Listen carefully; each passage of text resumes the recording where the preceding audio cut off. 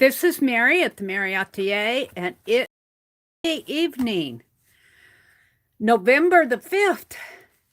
Yeah, time to do some more art. I feel like I've been at an art retreat all day today because I started out at 4:30 this morning and I went until 9 o'clock, a little after 9.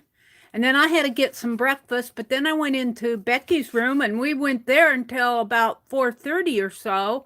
And then I did my little show and tell video and I grabbed some supper and here we are again. Hi, Laura. Hi, Renee. Hi, Ruth. Welcome, welcome, welcome. Boy, Ruth, did you post any of your prints any place, Ruth? I would sure like to see what you're up to. I'll bet you do some nice jelly prints. Let me get out here to my channel on my tablet so that I can welcome folks in. Welcome, welcome, welcome. Alrighty, these were my jelly prints that I just had on my desk from a few minutes ago, except for I have these. Oh no, here it is. I'm going to put these on my recipe journal tonight. They'll have to stay glued down, but let me put these here away. And of course I have these towels out here from earlier today when I was working on my prints. So let me just take these up. My desk got a little messy, but no more than usual, I guess. Oh, I'll have paper towels. I was cleaning my plate, and I swear I used almost a half a roll of towels. And I first cleaned it with hand sanitizer, and yeah, I know it's got alcohol in it, but I wiped it off good. And then I thought I had baby oil, but I didn't. So you know what I used? I know you guys are going to say, no, Mary, but I used coconut oil. And boy, did that clean it.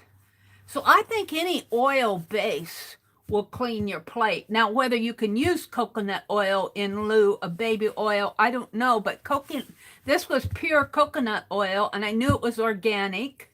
So I don't think it hurted any. It really cleaned my plate good. Hi, Rhonda. Welcome, Rhonda. Welcome, welcome, welcome. Welcome to folks that are coming in. I need a breath. I need a breath. I'm going to glue these on right away so that they can set up. And once they set up, then I can tie them. And it worked really good this morning. On this journal, I did the same thing on this journal, and I really like how it's holding the pages together here. And I really like this way of binding the journal, which was how Becky demonstrated it, and Tanya taught us how to do this. It's kind of over and through and over and through, and it really it makes the pages lay flat when you just have single pages. I was a little bit wary, but I thought I'd try it. I was wary that I would not be able to work in this journal, but these pages open really nice, even though I have a large amount of pages in there. But it was kind of wonky, so I did tie it here, kind of a play off of that expandable spine technique that Rosemary was teaching us. And this is the expandable technique. It's an accordion type thing that it will allow the journal to expand. But what we want to do is glue these down, and I think I will flip it back like this so I can get it glued. Now on hers, she put her little tie on Rosemary. She put her little tie on here, but I've already got my tie on there. So and I put it on a piece of paper. This was a shank button. So I wanted some fabric in there to close up the gap of the shank, and I just glued that in with glossy accent, and it's in there good. So I'm going to glue one of these here and one here, and then on the back I'll glue these this way, and then let me grab one off of here.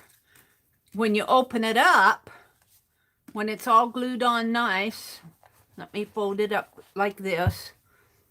When we need to tie it closed, we'll use, this will be glued this way.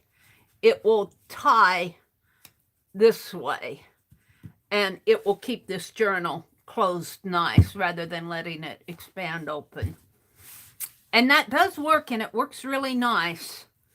So this might be something I will be doing when I just have single pages.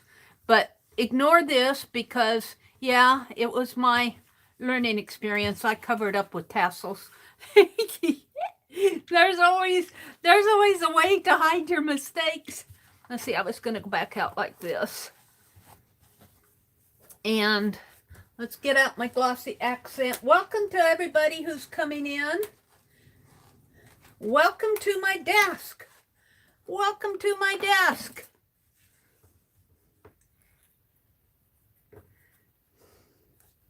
We've had quite a day today, let me tell you. It's been a busy art day, for me at least. It's been a busy, busy art day. And of course, I like my dangly threads. And I like the dangly stuff. All right, so I'm going to put some, and I'm just eyeballing this. You could measure if you wanted. But I'm going to put some glossy accent on here and some on this. And what did I do with the pen? My glossy accent nozzle needs to be a little cleaned out here. Put some on there and some on here. And this glossy accent acts as a strong glue. I do use it a lot for gluing purposes. And I'm just going to put that right there and hold it a second. And then the other one, I had it out over here.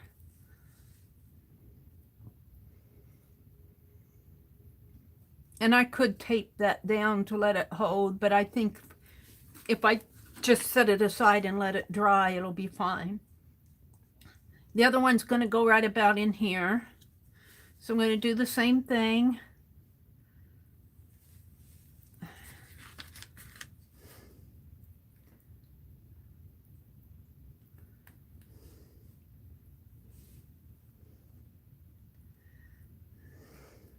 Let me tell you, today has been an art day.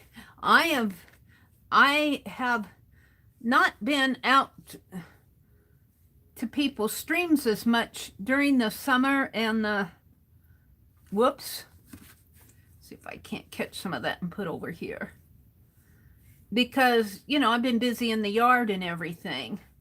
But now that winter is coming, now that winter's on its way, I hope to be in here a lot more. Let me wipe off my fingers. I hope to be in here and maybe participating in more online art things. Like if you haven't found the rooms that Anne and Becky are doing, you need to find them and come in and sit down and do some art with us. And even if you're not a chatter, you know, even if you don't like to talk and all of that, come in and sit down and just listen to the rest of us and sit down and work on projects. It was really fun today because we all were working on our jelly plates. And that was fun. We all did jelly printing. Okay, this one I'm going to put over here. Now it looks close together, but when I open up that journal, it will be, and I don't have paper on this one. Boy, that really oozed out there. Okay. Let's put this one down this way if I can. It'll kind of get in the way of each other here, but I think it'll be fine. And then I'll just set this aside and let it set up and dry, and it'll cure overnight.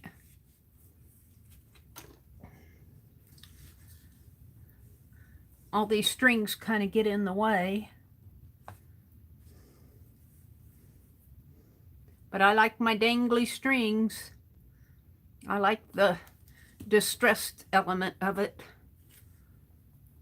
And I'll put this one right kind of opposite of this one.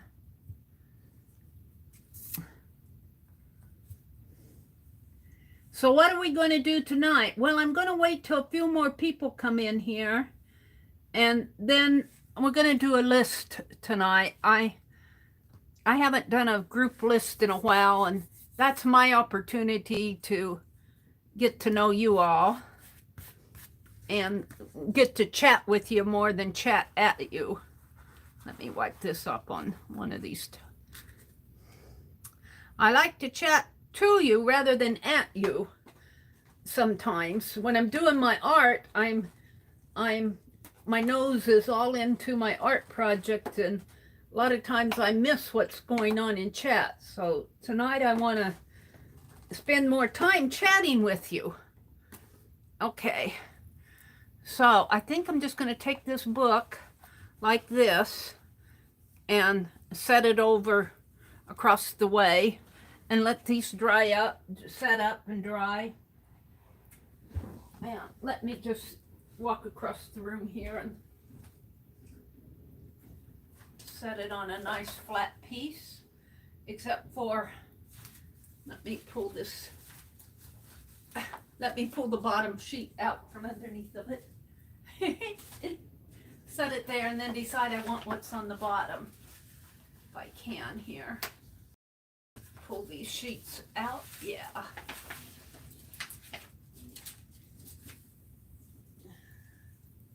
I'm still organizing in my room.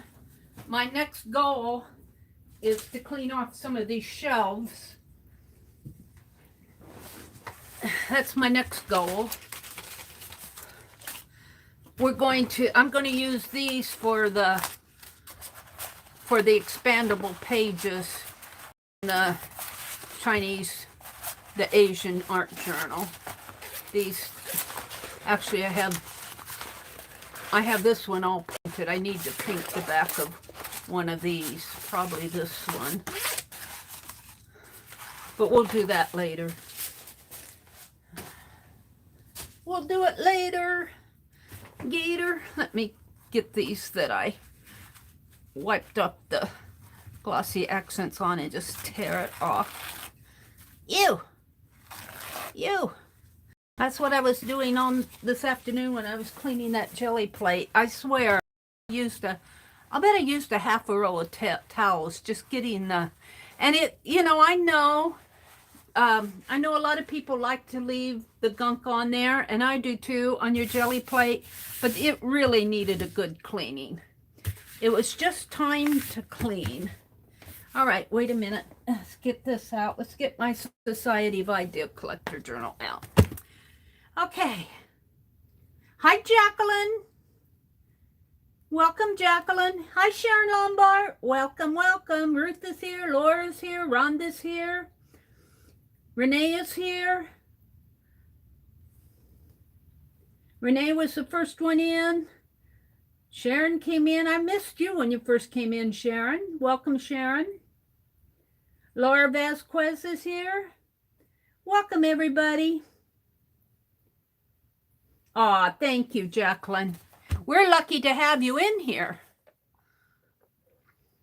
All right. I kind of like to wait to do this. I want to do a list, but I want a few more people in here. Here's my notes I was taking on watching Rosemary do her cover for the Asian journal. But what I want to do tonight is a list, and we're going to wait. I'm going to wait till a few more people get in here.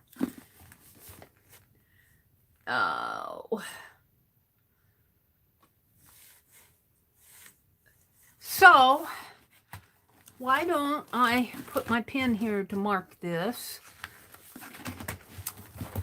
I don't have any more show and tell out, but I have my desk to clean off over here.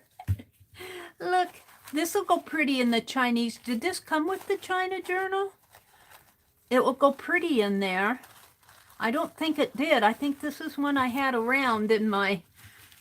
I need to fix my... I was doing a napkin flow book, and I got the ribbon the wrong way, and all the napkins fall out. So I need to redo that. I found it as I was cleaning. Let's see. Let's just sort out. That's fabric. This is scrap paper. This can go with a cluster. Here's the Bibbsville Friends Fussy Buttons family tree that I did this morning. I did this because I kept forgetting this storyline right in here. I got Finley and Franklin all mixed up when I was telling it. So I said, I need a family tree. So this is what I did this morning. So I'll be referring back to this. Let's set it aside over here. And as a result of doing that, look, I have these leaves. This could go in my journal. And let's just, this was the experiment page that I did for the expandable, actually it goes like this. The expandable, there should be 4 of them. Whoops, 1, 2, 3. Oh, the 4th one didn't open up. There. I'm only going to do 3 on the final. 4 is a little bit too big, and I had to extend the paper to do that. And I noticed Rosemary only did 3. So there's 1, 2, 3, 4. But I'm only going to do 3 like Rosemary did. It's good enough. I had to practice. That won't go in there. I might put that in my journal. This is some scrap paper. Hi, Chris. Welcome, Chris. Glad to have you join us. I have fabric that I pulled. I'll probably put this back in my little craft room. Oh, you guys, I wanted erasers, and I knew what box they were in, but wouldn't you know, that box was the bottom box and the last one I looked in, the last one that I pulled out. Isn't that the way it is when you have a stack of boxes? I'm going, I know they're here. I wrote them down. I inventoried them. So I tend to put things in these. I can't tell you how many little bags I have of things. These are my clusters, my most recent clusters. Oh, and I'm doing these for the recipe book. I'm not getting them all out, but I'll be doing some more clusters for the recipe book. And these are for the dolls. I have 2 dolls I need to finish. Here's some more fabric that'll go back in the... Actually, I should use this up because it's pretty fall fabric. But we're just going to fold it and put it with the fabrics. I'm getting down. Actually, I have a method to why I'm doing this. Is because I want to get my Asian pages out here. And this is stuck onto this envelope. This envelope came from Rosemary Moore's. Oh, I have Happy Mail to open. Today I got my November caboodle in. She's doing Egypt Silk Road, but this was when she was doing the rusting project. These came from Rosemary. This says Harvest, and that's an A. Ooh, I could have used that on the jelly plate. Just plopped it down, just gently pressed it in, but then you would ruin your rust. And I haven't done the rust journal. They've been sitting out here on my cart, and I should put those away. I'll set them here. I'm getting to my caboodle pages here as far as I'm going to go, because I do want to work on it tonight. I want to work on the spine. This is what I'm going for, these. And I'll put the rest back up there. And here's another. Do I have two of these? Or is that the same one? No, here's another one here. These will go nice in that journal. I think they're mine, because I think they fell out of that flow book. Look. Birds. Oh, and I got some more here. I know these are mine, because there's the Jim Shore napkin I've been hoarding. I've got two of them. I've been hoarding these. These fell out of my flow book. Now, we'll save that out, and we'll save these out. And this Becky sent to me. I cut a piece off because I'm going to use it in my Society of Idea Collectors, this head for mind mapping and the brain. I'll save that out. All right, I think I'm about done here. I found what I wanted. All righty. And oh, we're going to talk about that too. I think I'm at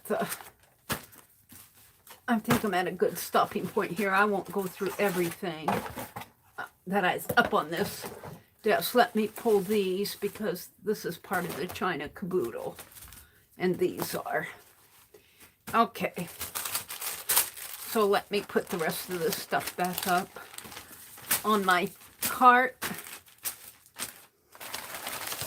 And we'll actually do something.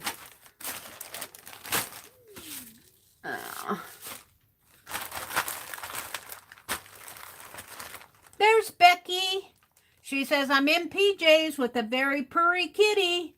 It may not be a good combination for watching. Becky, just make it work for you and I'll be happy. Make it work for you.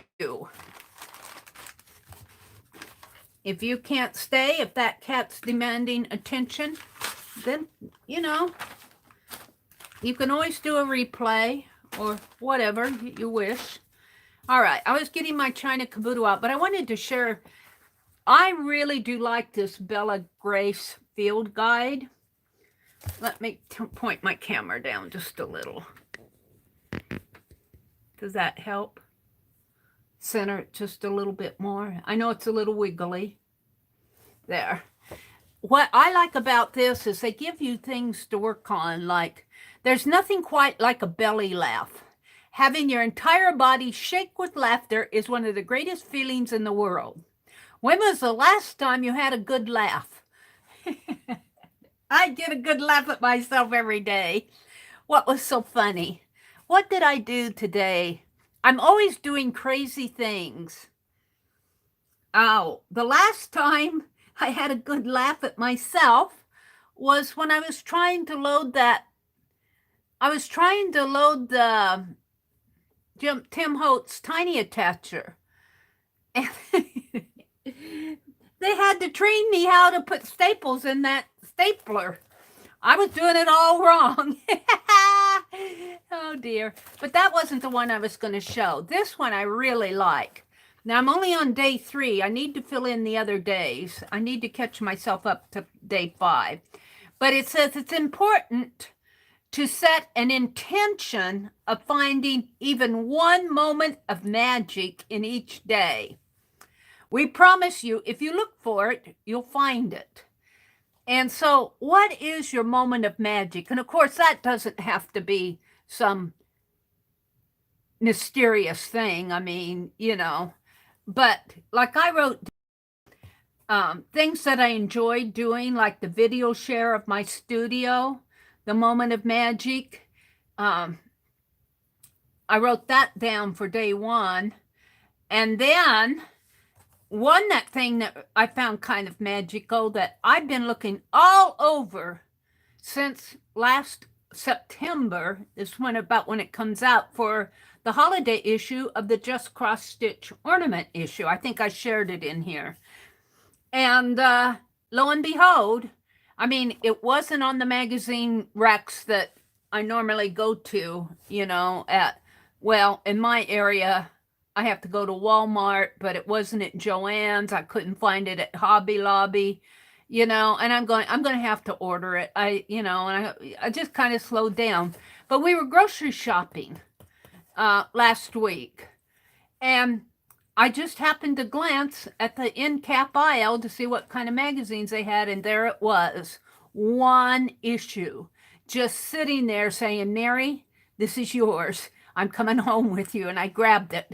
And, I normally do not find cross-stitch magazines at grocery stores. You just normally don't find them there. And there it was. I expected to find them. Well, I really did expect it to kind of find it at Walmart because they usually carry or even at Joann's, they usually carry the more needleworky and arty magazines in my area. But I'm going to record, hopefully, my moments of magic in there. Moments of magic. All right. I see more of you. We're up to 37 now, so I'm just going to put this stuff aside, and we're going to do a list tonight. We're going to do a list because, like I said, I don't want to talk to you all the time or at you. I want to talk with you. I want to visit with you. And I find the lists are really good at just sitting and enjoying the people who come in to the chat sessions. So what list are we going to do? Well, let me reach for my Society of Idea Collector book again. Are you here? Lisa's here. Hi, Lisa. Welcome, Lisa. I'm going to move these before I knock them over. So even finding a book or, finding something at the garage sale. Oh, and another moment of magic, maybe I can record that for one of those blank days that I have, is I've been telling my little Fibsville story about Fanny and Floyd and Flossie and Finley. I've been dwelling on that. And I was looking through the magazines for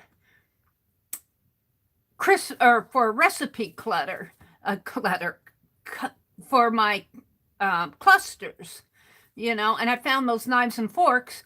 But what I really found interesting is I found an article on a lady who found a recipe box at a flea market.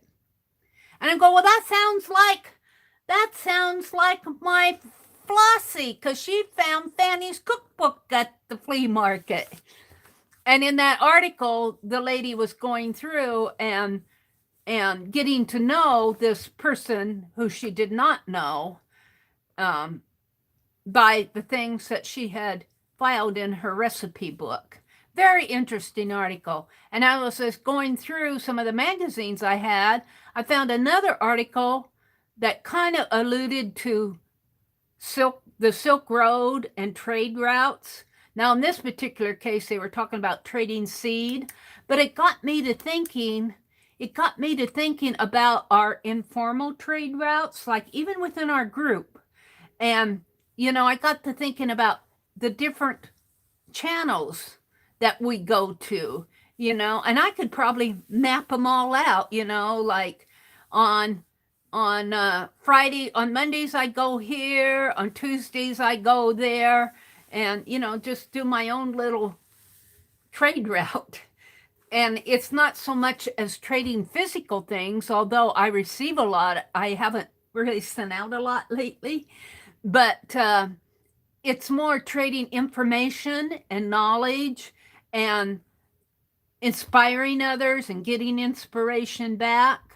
That's kind of our trade route within our own art group. So I found that article interesting, and I found an article on Nan who is restoring his grandfather's old farmhouse. And I'm going, whoa, farmhouse. Grandpa Floyd and Fanny lived in a farm north of the Stream of Dreams. Hi, Auntie Lou, Auntie Loopy, Mary Lou, welcome, welcome. Lisa's here. Allie K, hi, Allie K. Idea trading. Yes, it is, Allie. Idea trading. Yes, ma'am. Becky says, I'm in search of the next issue of Quilts and More. Going to Joann's tomorrow to see if they have it. Well, we have a lot of quilting. Let me know if you don't find it, Aunt Beck, because if there's one thing they have around in this area, it's quilting magazines. There's quilting magazines all over the place here.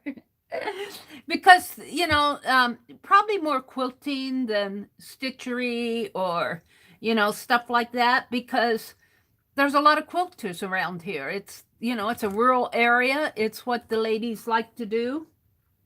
So let me know if you can't find it, Becky, and let me check around, because I'll probably be going to town next week. So let me know if you can't find it and I'll look for it. Okay. Let's see. Who else am I missing here? Emerald Gypsy Arts. Welcome, welcome. Glad to have you join us. Becky says hello to all that she missed saying hi to. Here's where Allie K came in. Oh, you have a field guide? Aren't those field guides fun? I mean, like I have one from last year, and it's just like what Anne was saying with the Somerset issues. They don't get old. You know, inspiration never gets old. And of course, a field guide is more, the Bella Grace magazines are more, they ask you questions. And like this one particularly is asking you know, questions about fall and moments of magic, relaxing, that type of thing. But, you know, they're fun little exercises that you can do. And a lot of them are submitted by people like you and me. They're submitted by people like you and me. Okay, so I'm back to where Becky said that she's got a purry kitty. Oh, there's Mina. Hi, Mina. Hi, Amanda. Welcome, welcome. Let me, hold on, stare at my page here. This is where I was taking notes on the closure. I want to go in and get Rosemary's caboodle, because it came in the mail today. And let's do a quick open of this and a quick walkthrough, an unboxing of it. I don't know. I'm not going to start working on this until I get my Asian one done, though. So this might be filed in the file drawer over there. But I'm going to watch her. I don't think she realizes that I do watch her videos. I just don't have an opportunity to join her lives all the time. But I go back, like, I got to go see how she did those closures. And of course, you know, it was simple. It was simple. It wasn't hard to do it, but I wanted to do it her way, or similar to her way. All right, so this is the Egyptian caboodle. I'm not sure. This looks like a corn husk. Oh, I'll bet that's for linen flax type thing. I'll have to see. I get the biggest kick out of listening to them talk about me opening the packages. Popo says, somebody has to be there to explain things to Mary. You know, and, you know, I just, when I open this and go through it, I just, you know, I have not watched her, at this time, I've not watched her presentation video of this. I knew it was coming, but she goes through the kit and she explains what things are. It's out there on her channel. She did her first video, I think, of this last night, and I haven't had an opportunity to watch it, but let's look at it here and see what she sent. Oh, look at this. Oh, this is beautiful. Look.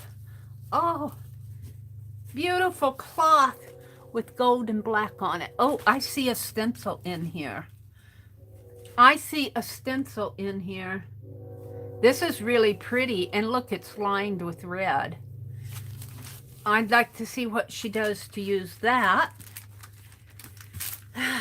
And then these are corn husks, and it's been my experience that you wet these down. You soak these in water before you work with them, so I'm not going to crush those. And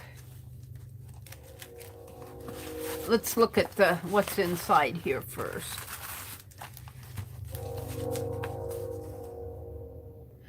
Oh,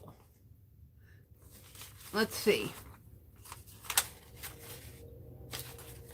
Maybe I'll have to see what she uses those for. I ordered an encaustic panel from her, and that's what this is. Let's look at this. I ordered one of these just because I like to support Rosemary. She does such a good job. And she does a good job of sending things out. I've never had to wait forever to get something from her. It's always exceeds my expectations. I have fun doing the projects. So I like to support her. She's not monetized, which I think she probably should be.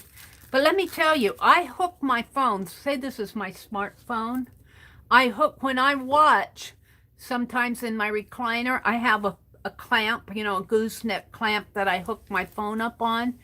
And people that aren't monetized, you can turn them on, and I can sit, a couple feet away and watch that video straight through without having to lean up and lean forward and find the little skip ad thing. And I really do like that. And you know what? This washi tape has camos on it. I don't know if you can see them. Can you see the camos? Am I holding it up straight enough here? It's got camos on it. Where did she ever get washi tape with camos? So let's look at the encaustic panel. Oh, this is wonderful. It was she said, choose which one you want. And I didn't know we had to make a choice. So she emailed me back or messaged me, which one did you want, Mary? Oh, I'll take that very first one because it's very Egyptian. Look at that. Isn't that cool? And encaustic, of course, is a hot wax technique. And of course, I have to touch. I'll bet this I wonder where she got if it was a napkin or a fussy cut. Whatever it is, it's beautiful. Very nice, Rosemary. I love it. So, and I'm not sure how we're going to use these, but I'm sure we'll be soaking them. She might have already soaked these once because it looks like it's got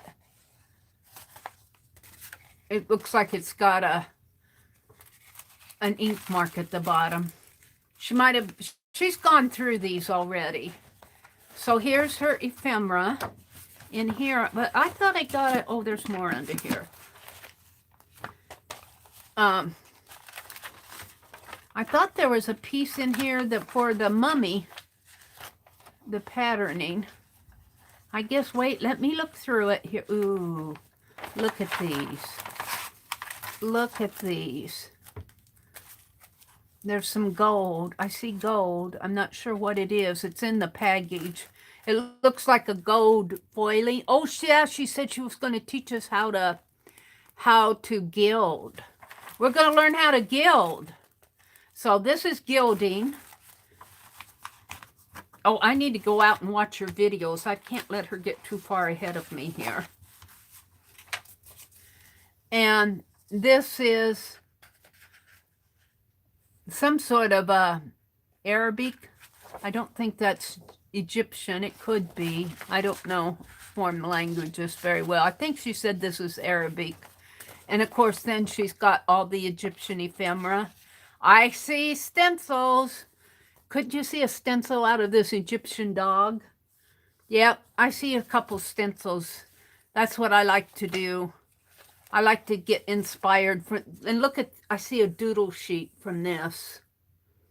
Yep, I see doodles and stencils, and oh, look at these plates. Oh, I love them. I get inspired by this. Look at that. Oh, wow. That's the same. Isn't that same lady on my as on my encaustic? I think it is. It looks like it came off of here, too. Very cool, Rosemary. I love these things. Very cool. And I don't think I have much Egyptian. I might, in the history books, have some things when they're talking about ancient history. Art books might have some stuff. But the same with the China art. I don't have a lot of, because I just typically don't collect that stuff. So here are some black and white photos for your ephemera to do as you wish, I think. She'll probably be, oh, look at this. Oh, that's awesome. Look at that. Oh, that's awesome. I think this goes on she does a sarcophagus. I think that goes on the sarcophagus. I think there's a pattern in here for the cut to, yeah, here's the pattern. So I think you make this out of a strong, cut one for the bottom, cut one for bottom. Well, where's the top? Cut two sides, cut top. Cut two sides and cut one for the bottom. Cut top. Oh. All right. Popo, where are you when I need you? That's the lady for the coffin, yeah. I think that they call their coffin sarcophagus. Don't they call in Egyptian? I don't think they say coffin. I think they say sarcophagus. Sarcogous or something like that. Sarcophagus. But I don't understand. If you cut one for the bottom, this top is for this. That's for that. These are for the two sides. What do they use? What does she use for the top? I know she uses this for the top, but doesn't there have to be a base for the top? I guess I'm going to have to watch your video. Are you eating, Becky? Hi, Cheryl. Did I say hello, Cheryl? Hi, Violet. Welcome, Violet. Made me think of Egypt, Allie says. Sharon's here. Violet came in. Hi, Violet. Nina's here. Lisa's here. All right, I'll go out and watch you. Look at this. Oh, look at this. I see some cluster. You know, I see getting out my gold foiling pen, because these would be easy to do with gold foil on brown.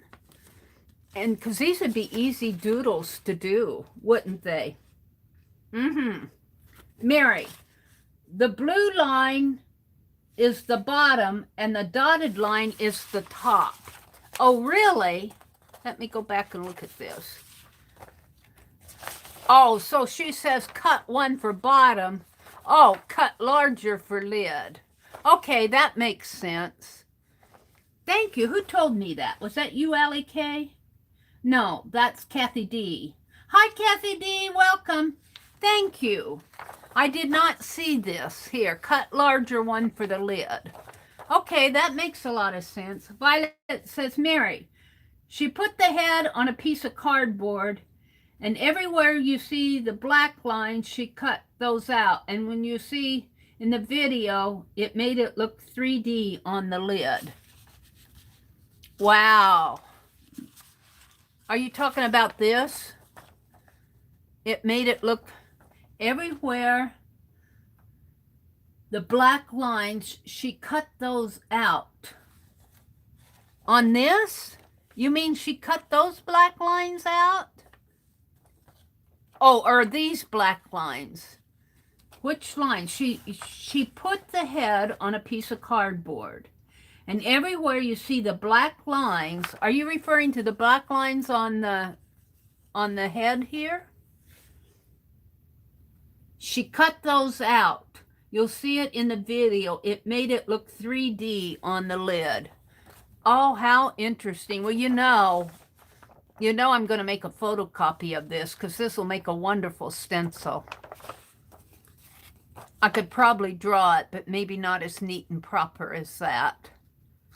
This will make a wonderful stencil. Thank you guys for filling me in. So I'll have to go watch the video. This is just awesome. I want to start on this so bad, but my goal is to finish the Asian one before I open to start another one. And this panel, did you guys see this?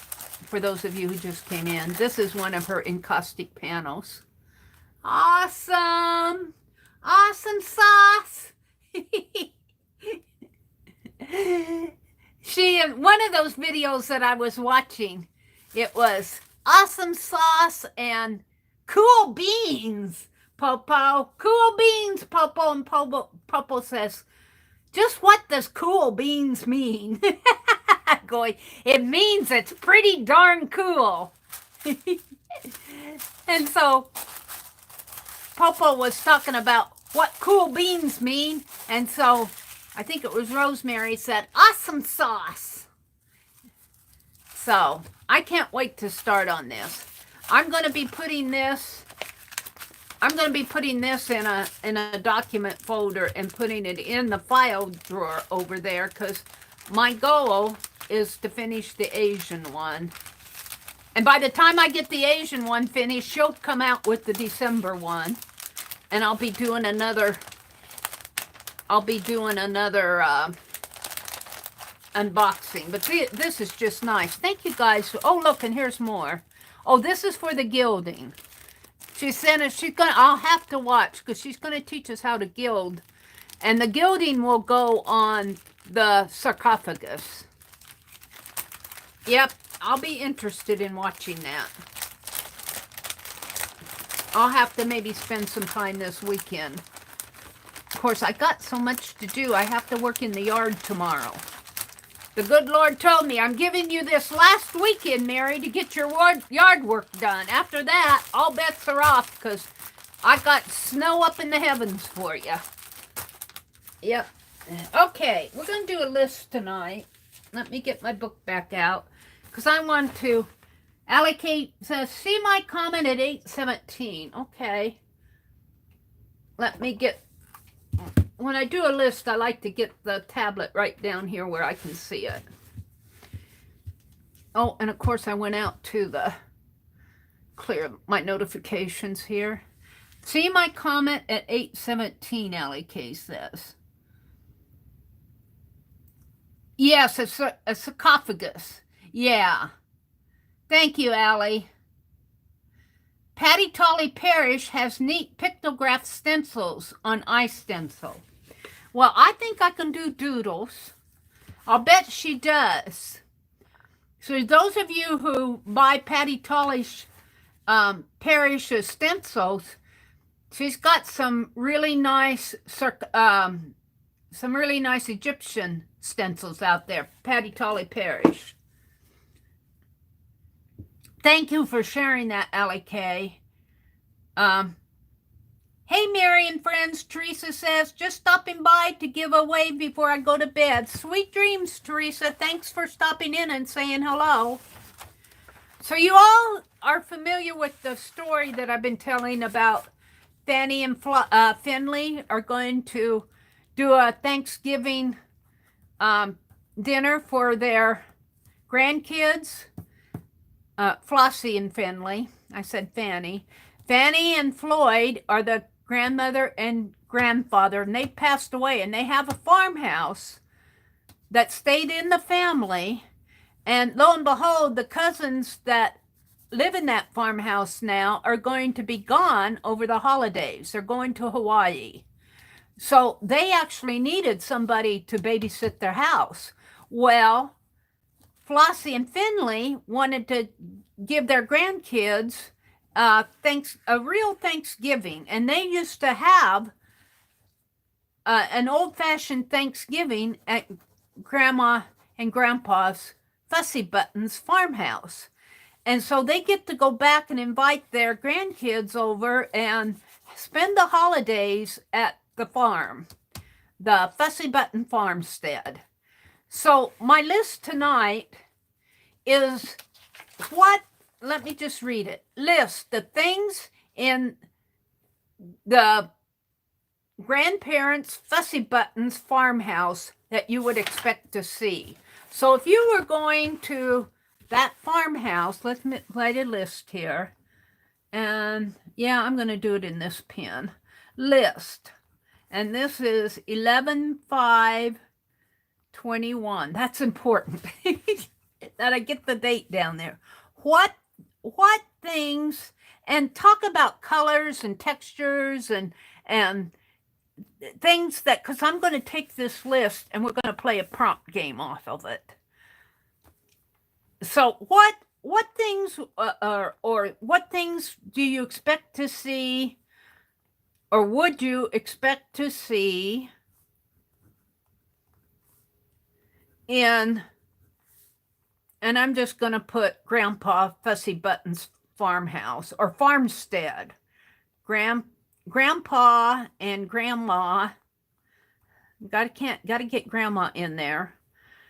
Fussy Buttons, it's FUSSYBUTTONS, farmstead.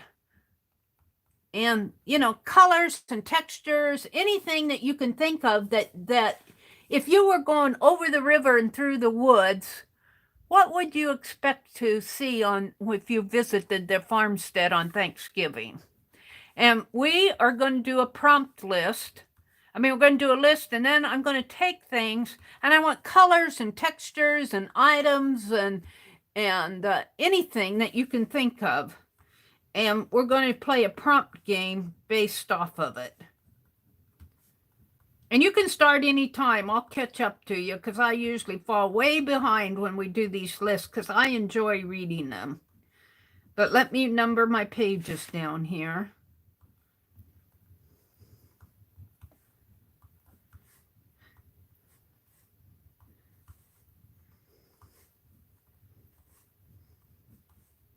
We'll go to 30 there. Okay. Let's go back up here. Let's see. This is where Teresa said she's stopping by to say hello. Crocheted shawl on rocker. Crocheted shawl. Yes. What color would that shawl be? On rocker. And I'll bet you there's a pillow on that rocker, don't you think? A wood stove. And then wherever there's a wood stove, there has to be a pile of wood. Aged utensils. Yep. Grandma has to have something to cook out of, and I'll bet you when she finds something that works, she doesn't give it up very easily. Old-fashioned cook stove, which is different than the wood stove, although it probably runs off of wood. Old-fashioned cook stove. So you think of one of those square things with you put the wood in there and you have that little handle that lifts up the plate, and you may have an oven over here and the pipe goes up that way. I can see it in my head. Cast iron cookware. Ooh, I like that. Cast iron cookware.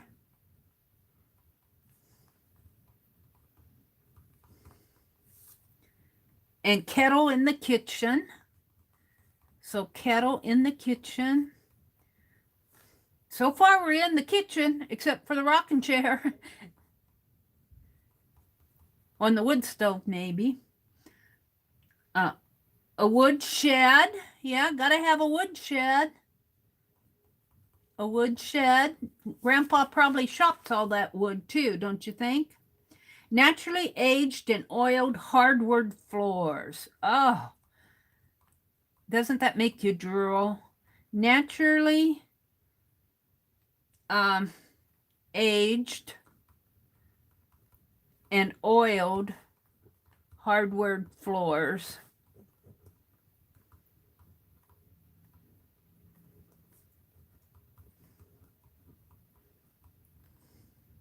a wood shed. I got the wood shed. A rocking chair. Let's see, we got a crochet on a rocker, but we'll put the rocking chair. So you gotta have more than one rocking chair. A rocking chair. Thank you, Cheryl. A fireplace.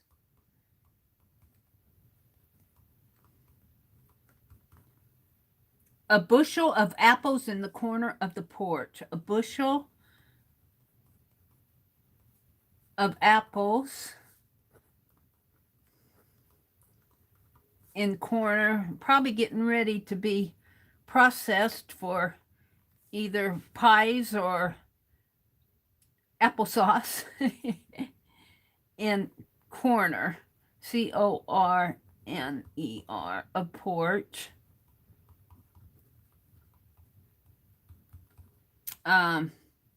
Steep, narrow wooden staircase. Yes, you know old farmhouses, don't you,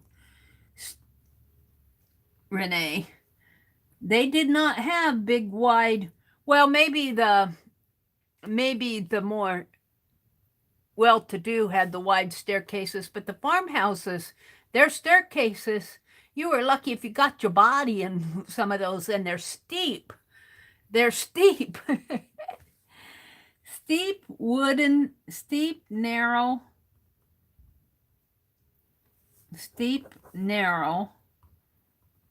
wooden staircase. I've been in a few of those. I'm going, you mean I have to walk up those? Bye, Lisa. Have a good evening. She's probably already gone. A crazy quilt. Oh, a crazy quilt. Absolutely.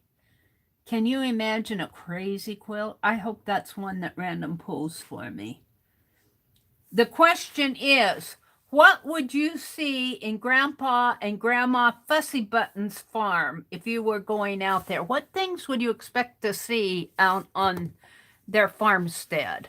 Now, take into account that they passed away. They've been gone. I haven't figured out the years of their life, but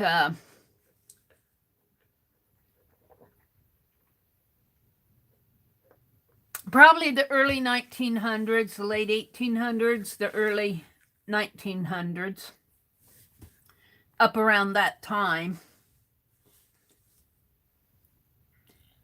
A rotary phone.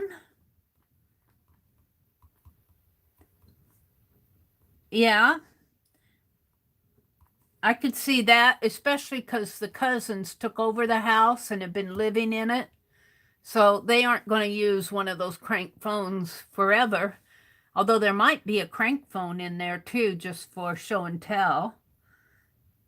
But a rotary phone we used to have a rotary phone. Did any of you guys used to have a rotary phone, the old dial phone thing where you go and then it rolls back, and then you go to the next number and it goes back. You go and then and then gosh, my parents had one of those to the day they passed away. Yep. They wouldn't know what to do with a smartphone. A butter churn. Let's see. Milk can't wait. Hold it. Let's see. I left off with the rotary phone. Wait a minute. I missed some things.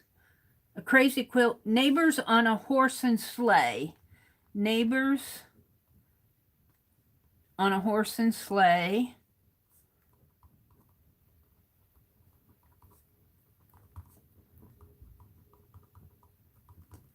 I got the crazy quilt. Did not hear the question. Rotary phone. Aprons with turkeys all over it. Aprons with turkeys all over it. Absolutely. It was probably one of Grandma Fanny's favorite aprons, too. Especially at Thanksgiving. Old-fashioned lanterns, oil lamps, old-fashioned. And I'm way behind you guys, but keep them coming. Lanterns. So this is going to be a very country prompt game. Oil lamps, candlesticks. Yeah, those all go. Barn red. Barn red. I like that. Barn red. Thank you, Allie K. Milk cans. Absolutely. Gonna milk the cow. You gotta have some place to put that milk. A butter churn.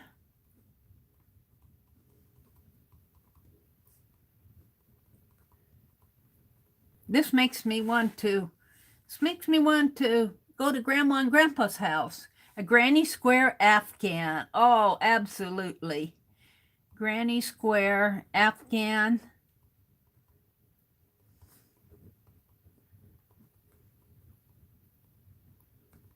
A shawl and quilts. Shawl and quilts. Stove blackening. Are you talking about soot? What do you mean by stove blackening? Are you talking about soot?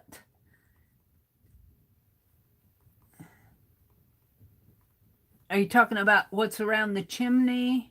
Let's see, I got milk cans. Pictures of family. I was waiting for somebody to say that, Cheryl. Absolutely. You got to have pictures of family, either hanging on the wall or on top of the piano. Oh, there's a piano. Eggs in a basket, which means they're chickens, unless they get the eggs from the neighbors. But I don't know who their neighbors are. A rag rug for the hound dog. Absolutely. A rag rug for the dog. Probably his favorite place to sleep, by the fireplace, for hound dog. Don't call my dog a hound dog. Grandma's player piano with Grandpa's bugle on top. There's the piano. Grandma's player piano.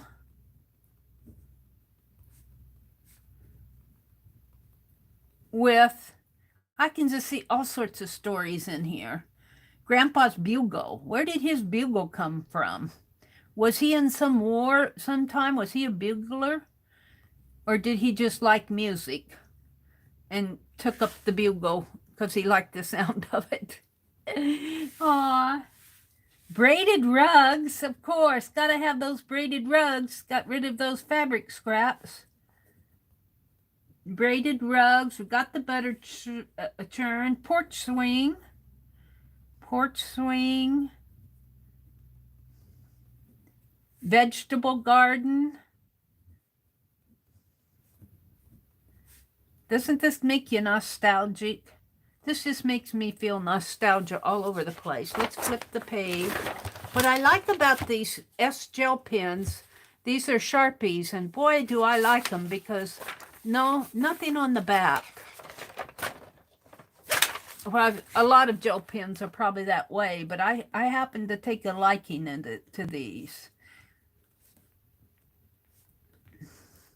And they don't smudge. They're kind of expensive, though. I mean, they aren't, you don't buy them like you do the big pens in a big package. But I like them. They're no more expensive than other gel pens. Let me number these. Just keep them coming until you can't think of any more. I'll catch up with you eventually. We're going to play a prompt game.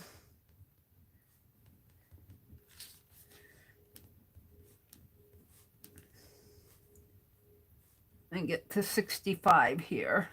All right, I left off with the vegetable garden. Yellow and green gourds. Yellow and green gourds. Yeah, because we'll be there at Thanksgiving, so the gourds are in season. Yellow and green gourds. A basket of knitting in the living room. A basket of knitting in the living room.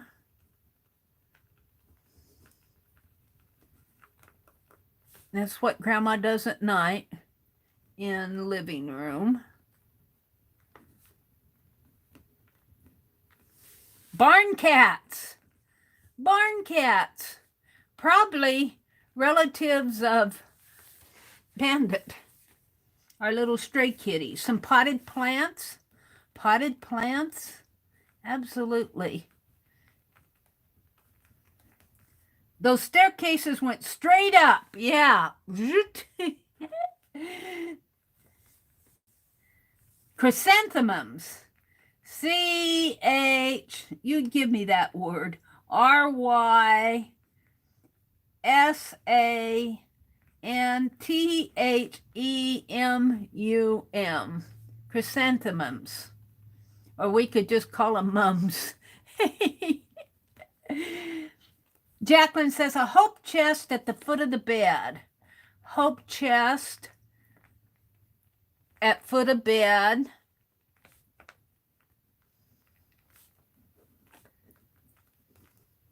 Stacked with extra blankets. Stacked with extra blankets.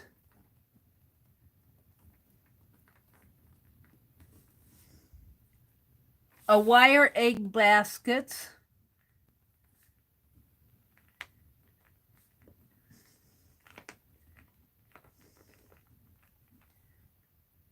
A fat and furry farm cat.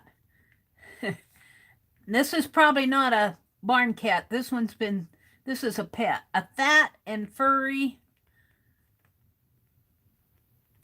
farm cat. Kind of like Garfield. Well, I don't think Garfield is a farm cat, but he's fat and furry. A fat and furry farm cat. Family china. Family china in china cabinet.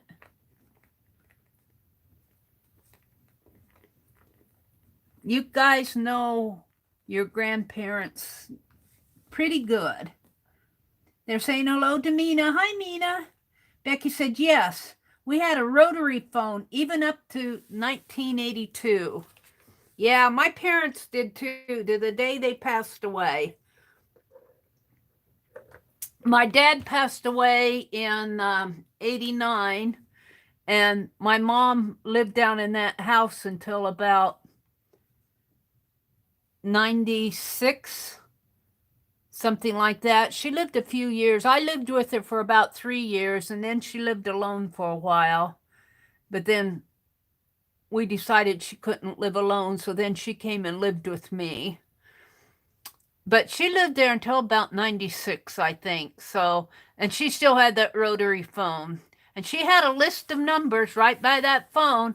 And her notebook paper was old scrap paper that she stapled at the top. She was a junk journaler before her time. I mean, she didn't know what junk journaling was, but that's how she kept her phone numbers, on scrap papers. China envelope let's see, got that. Let's see. Aerial photos of land. Aerial, A-E-R. Aerial photos of land plots, kind of showing the farmstead, of course.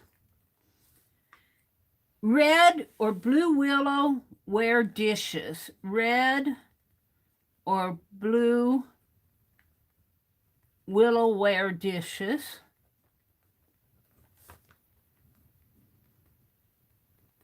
Grandma's pride and joy. And Becky said, we were on a party line until I was about 10 years old. I don't think we were ever on a party line. Well, we might have been for a few months, but they changed that pretty quick. My folks did not have a phone. They did not have a phone, gosh, because it was even after I was down at the university, because and that would have been maybe 70, something like that, because I didn't have transportation. I didn't drive to Lincoln. I went to school in Lincoln, and our little town was like 110 miles away or something like that. And I'd have to call the neighbors to say, would you go over to Mom? Tell her I'm going to be at the bus station on Friday night at 6 o'clock. And so I had to call the neighbors to run over and tell my mom to meet me at the bus station. And usually she did. And, I just went on faith that Mom would be there when I got there, or else I'd be calling the neighbors again and saying, were you able to get a hold of my mom? But I don't think I ever had to do that. My mom was always there, bless her heart. Bless my mom's heart. She was always there to pick me up. All right. A large metal coffee pot. Probably enamelware too, like the blue and white stripe, the blue and white, what do you call it, the enamelware? A large, Large, a large metal coffee pot.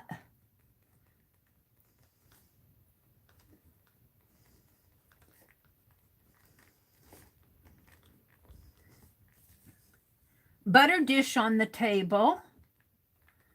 Yep, butter dish on the table. Would this be in the form of a rabbit? Or was that more of a condiment dish? Butter dish on table.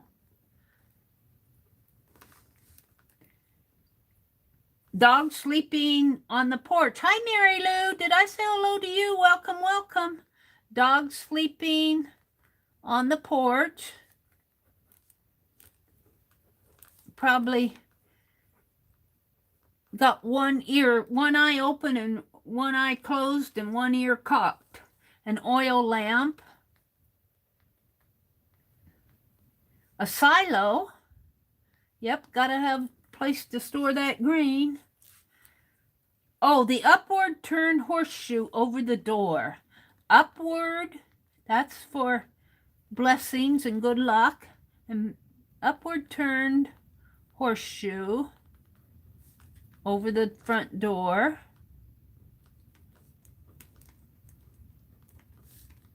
Now, I'm only going to pick about 10 prompts, maybe 12, so it's going to be interesting to see what we come up with. Over front door.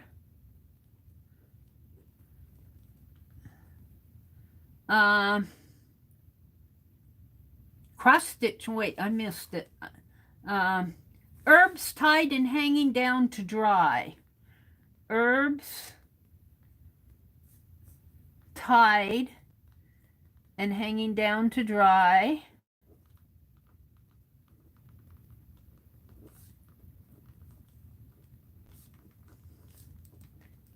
Boy, this makes me want to go to Grandma and Grandpa's for Thanksgiving. Cross-stitch pictures. Probably some old samplers. Yep. With the family tree on them. A well house with crank and bucket. Thank you, Mary 2. Hi, Mary 2. If you're out there, I'm probably way behind you, but welcome. A well house with crank and bucket.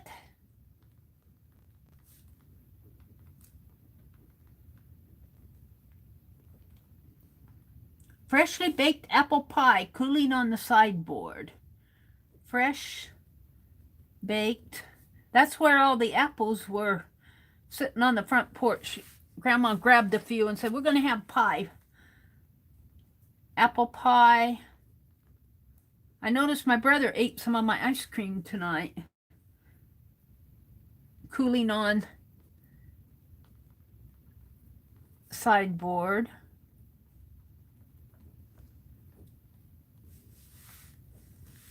Violet says homemade blueberry pie. Oh, we're having blueberry pie too. Homemade blueberry pie. I guess Grandma got into the pie making mood. Blueberry pie. On table from the blueberry bushes out back. On table from, and I'm going to put dot, dot, dot, and I'm going to put blueberry bushes out back.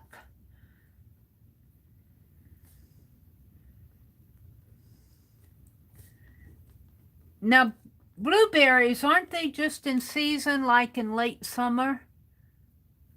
I don't know much about blueberry when they're ripe, but I'm thinking like at the end of July, 1st of August, something in there. I could be completely wrong. Blueberry bushes out back. Aunt Beck said, no, stove blackening went on the outside of the stove once you cleaned it to make it look new. Really? See, I didn't know that. Where did I write that? Stove blackening. Here. I'm going to write that note here. This was, I didn't know that, Becky. It went outside of stove once cleaned. That's interesting. I didn't know that, to make it look new.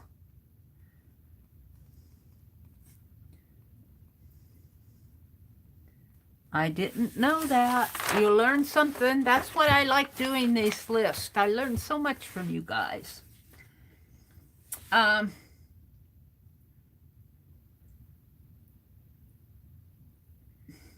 Salt box and match box on wall. Salt box and matchbox. We had matchboxes. You know, we had those metal matchbox that you'd put the cardboard box in, and then the matches would sit down here and you'd grab one and strike it. We never had a salt box. On wall. Rolling pin in the kitchen. Gotta have a rolling pin for those pies.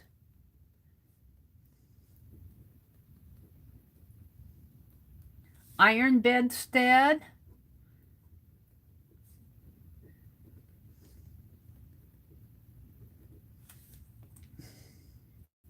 Feel better, Cheryl. Did she leave?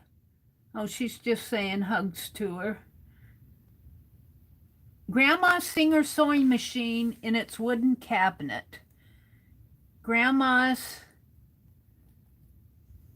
absolutely Singer sewing machine.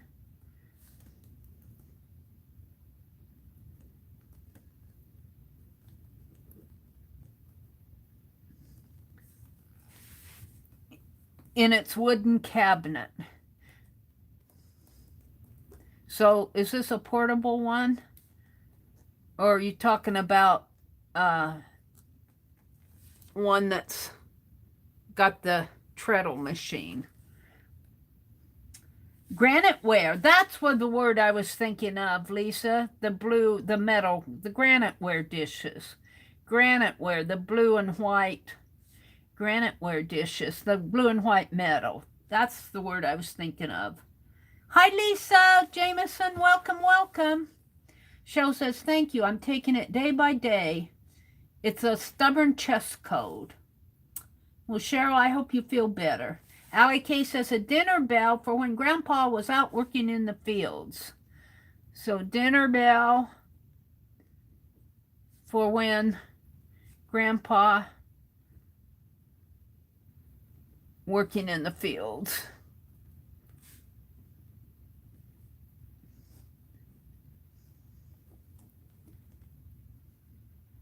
A drop leaf table.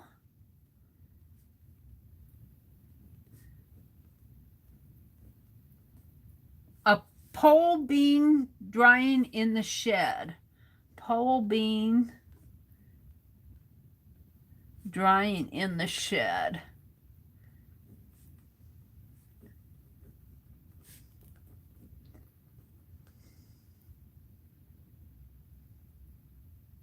Becky says. Ironing board in the bedroom. Ironing board in the bedroom. Probably pulled it out of the closet to iron the Sunday shirts. A water closet. Gotta have a water closet.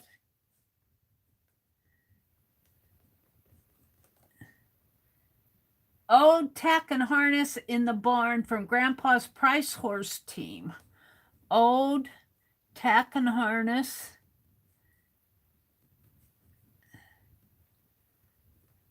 in barn from Grandpa's Price Horse team.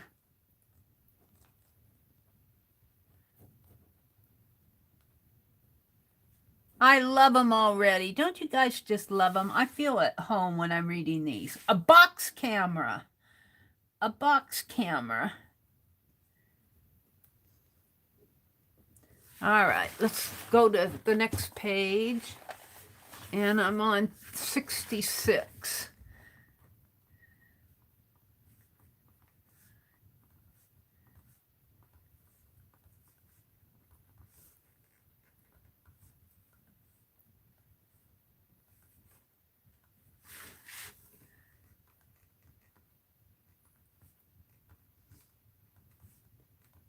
Of course, I got a number. 89, 90, 91, 92, 95, 100, 101, 102, 103, 104, and 105. Okay, so I ended with a box camera. Aunt Beck said, I grew up on a farm with my grandma. Cheryl says it takes time to get used to push button phones. It takes time to get used to smartphones. A water pump, you know, the good old crank pump, a water pump. We had one of those too. Even when I was a senior in high school, we had one of those old crank pumps. Until my mom and dad moved. They rented a house when I was in high school. And after I graduated, I was probably a sophomore in college when the landlord was going to tear down the house where my parents lived and build a nice new modern house for his son who was getting married. So my mom and dad had to find a place to live, and they found this little place down on the Little Blue River, and it had running water in it. And they dug a well too. But my mom didn't have to crank the pump or carry in water. A painted saw on the wall. Yes. A painted saw. Who do you think painted that saw? Who's the artistic one on the wall? Which one of the kids? The oldest boy, the oldest girl, one of the two younger boys, or the young girl? I'm thinking it was probably Florence. She was the youngest. Florence married Finian, and they didn't have any kids, but they had a poodle puppy named Fifi. Just letting you know. A painted saw on the wall, a picture and bowl, Pitcher and bowl.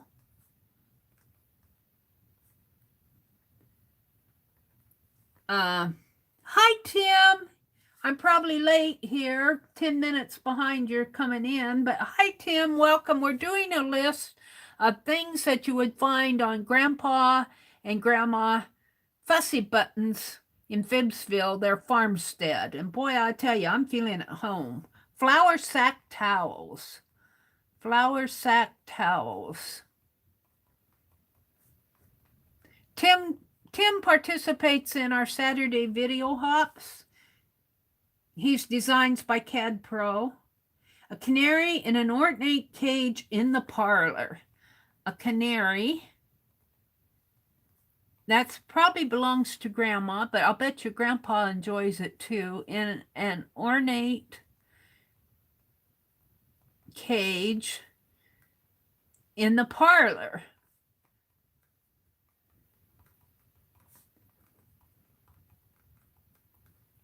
Okay. A farm calendar hung on the wall. Of course. A farm calendar hung up on the wall.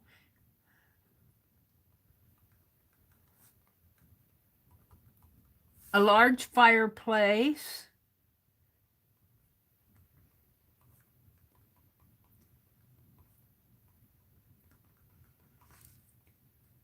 An old gray mare. An old gray mare. Aww. Love the old gray mares. Mary Lou says, good night, all. Good night, Mary Lou. I know you're gone by now, but she says it's time for bed. Have a great weekend. You too, Mary Lou. Sweet dreams out there. A rocking chair. Did that already get said? Yeah, it did. A couple times, but Mina. But we'll write it down again because I'm going to do a gray mirror. I'm going to do a random org on these. And so if it doesn't pick at one place, it may pick it in another. So we can't have too many rocking chairs at the farmhouse. A rocking chair. They're saying goodnight to Mary Lou. Tim says, hey, little sister Cheryl and Sharon and Nina. They're saying hello to Tim. Hi, Tim. Hi, Tim. Lots of love. LOL. Tim says, yum. Iced tea in the refrigerator. Iced tea, probably in a big old mason jar too. Iced tea in refrigerator.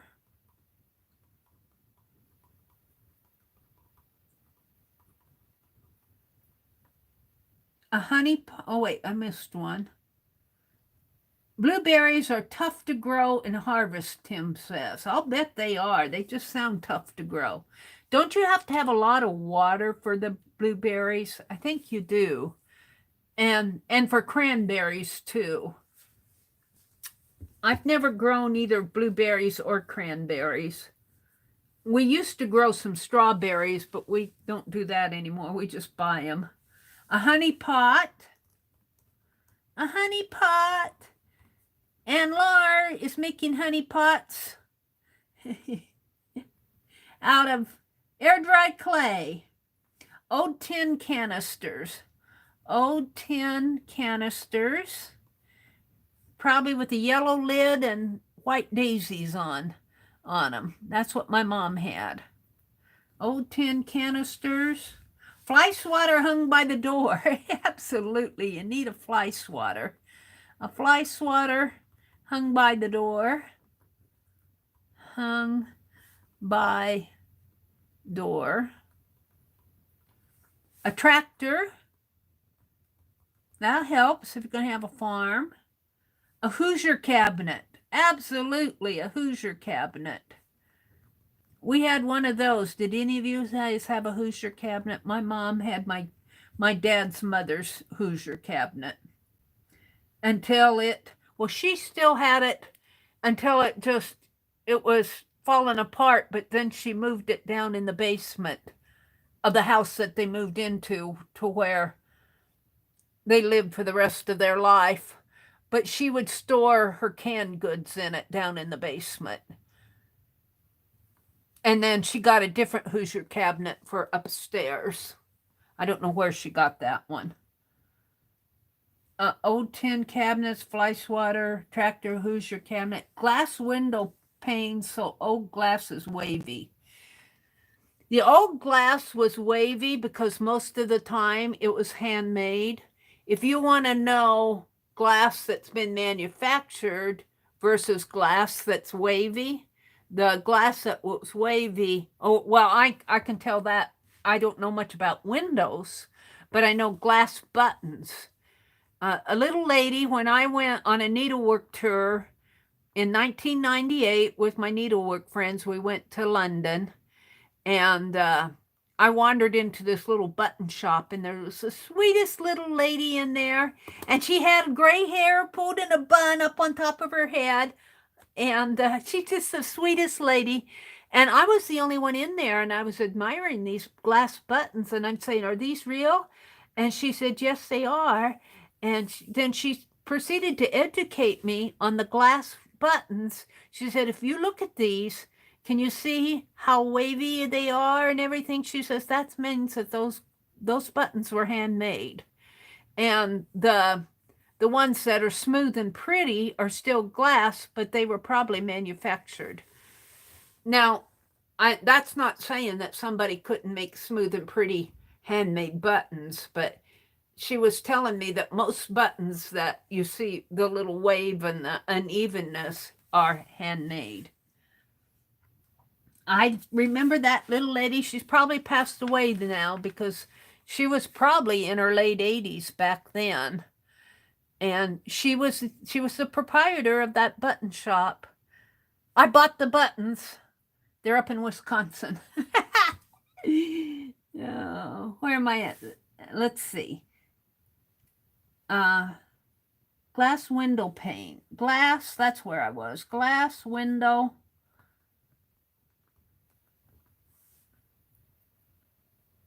Panes. So old. The glass is wavy. And it's probably, the age probably has to do with the fact that it was handmade. That's what I'm thinking. I could be wrong, but that's my thought. Stained glass around the front door.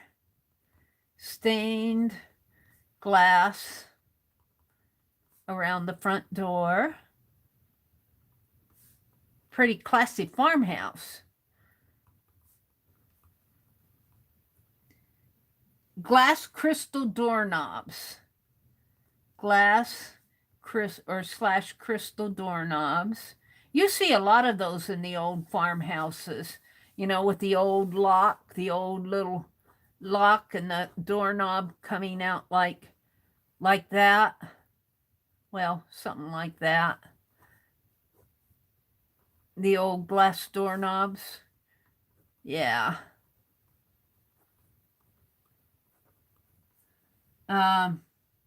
Iron board in bedroom, Tim says. Yes, my wife has an iron board in the bedroom. Weather vane rooster. I'm way behind you guys, but I'm enjoying this. A weather vane rooster. A top house, a barn. House or barn. An outhouse. Got to have an outhouse. If for conversation, if nothing else, a clothesline.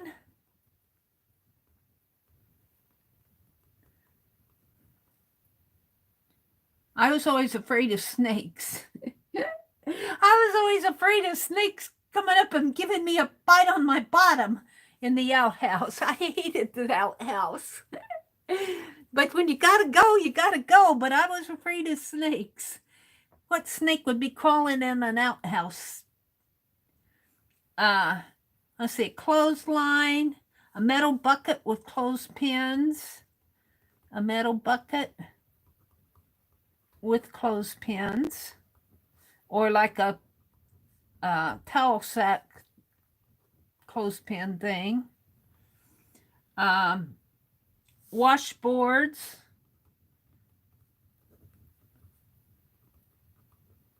A galvanized tub. You can probably get those yet today. Galvanized tubs.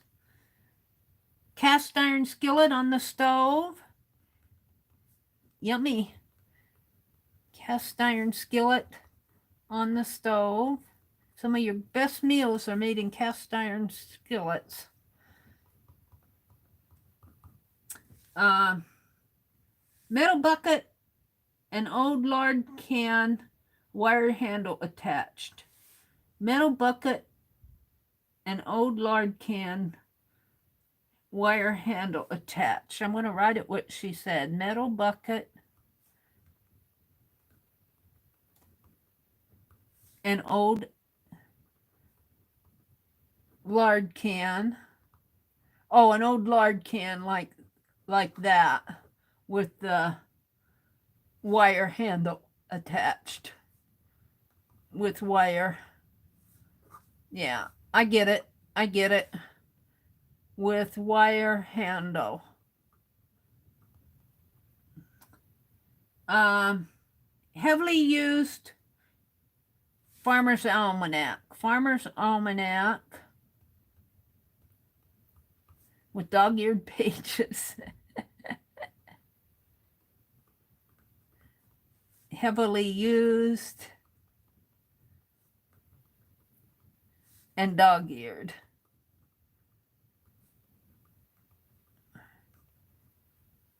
A radio on the table next to the sofa. A radio on table next to sofa.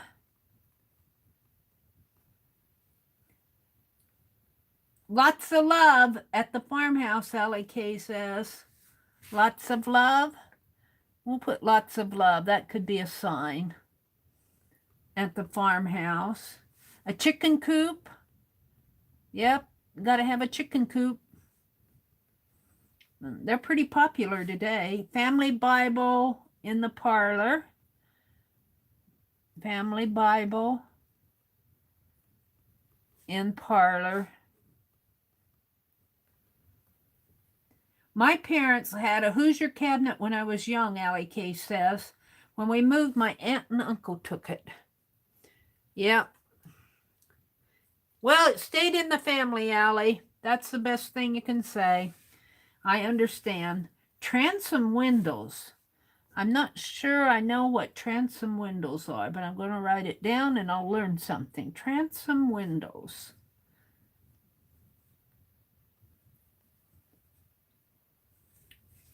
Cheryl says, wow, a nutcracker and pick in a bowl of walnuts. Nutcracker and pick in a bowl of walnuts.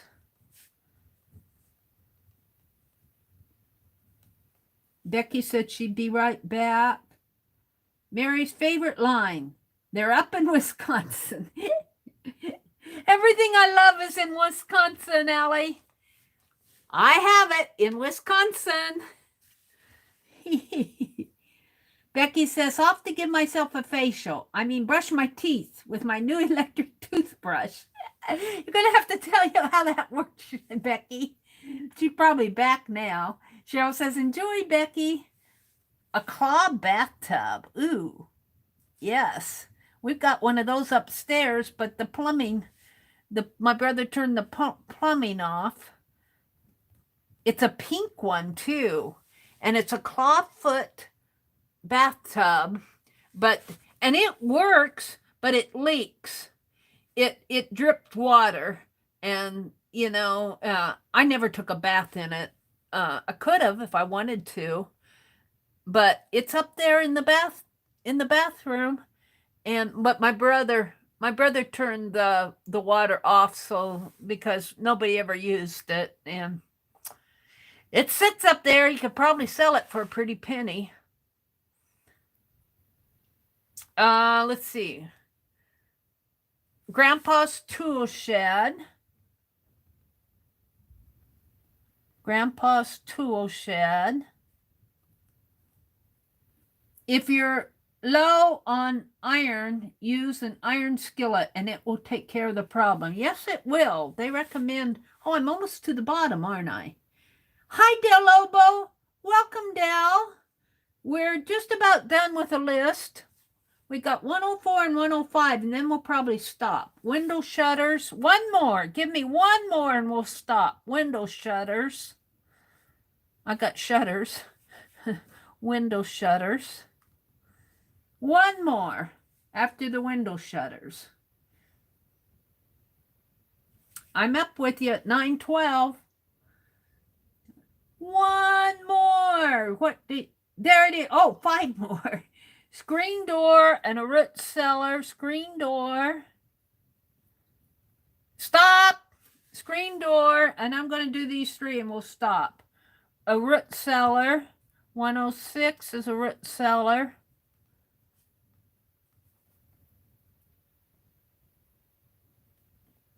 Grandpa's shotgun. Grandpa's shotgun. That's when he goes hunting for turkeys. Grandpa's shotgun. And 108 is dish towels on the refrigerator. Hi, Chris. Good morning, Mary and Company. She says, dish towel hung on the refrigerator.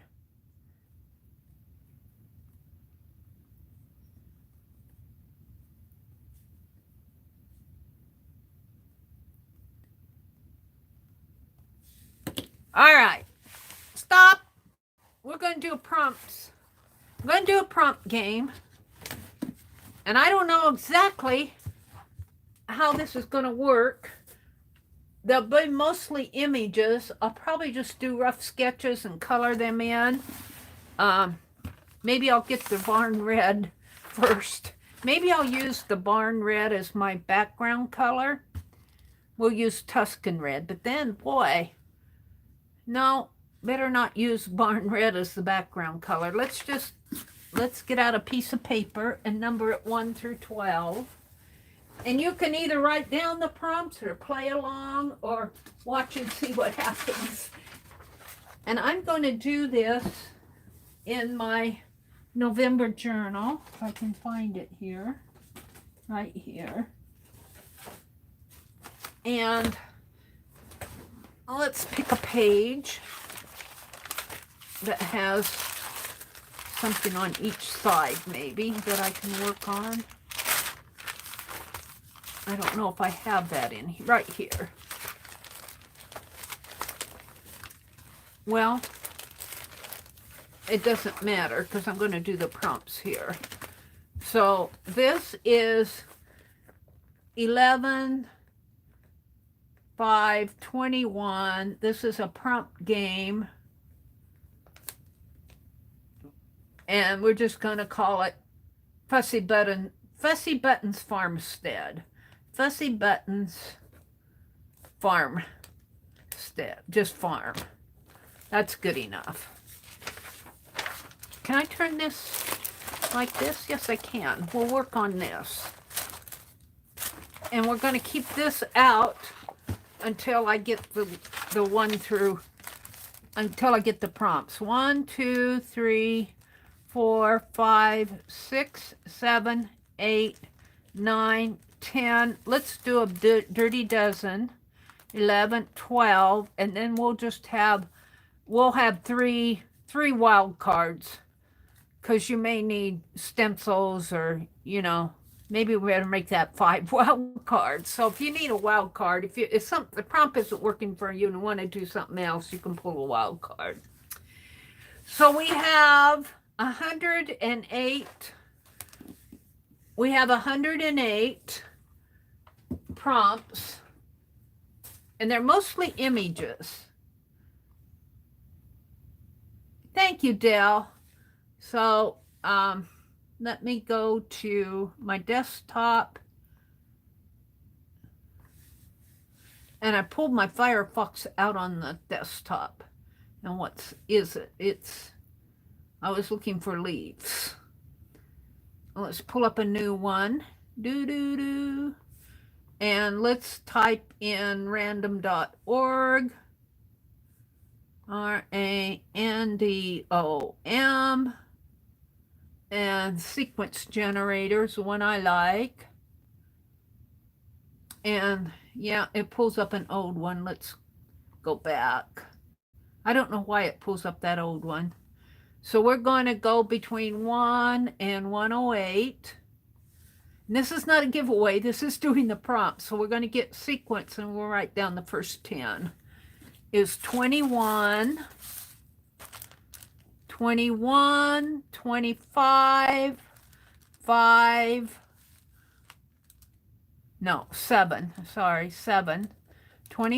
7, 14, 60, 15, 50.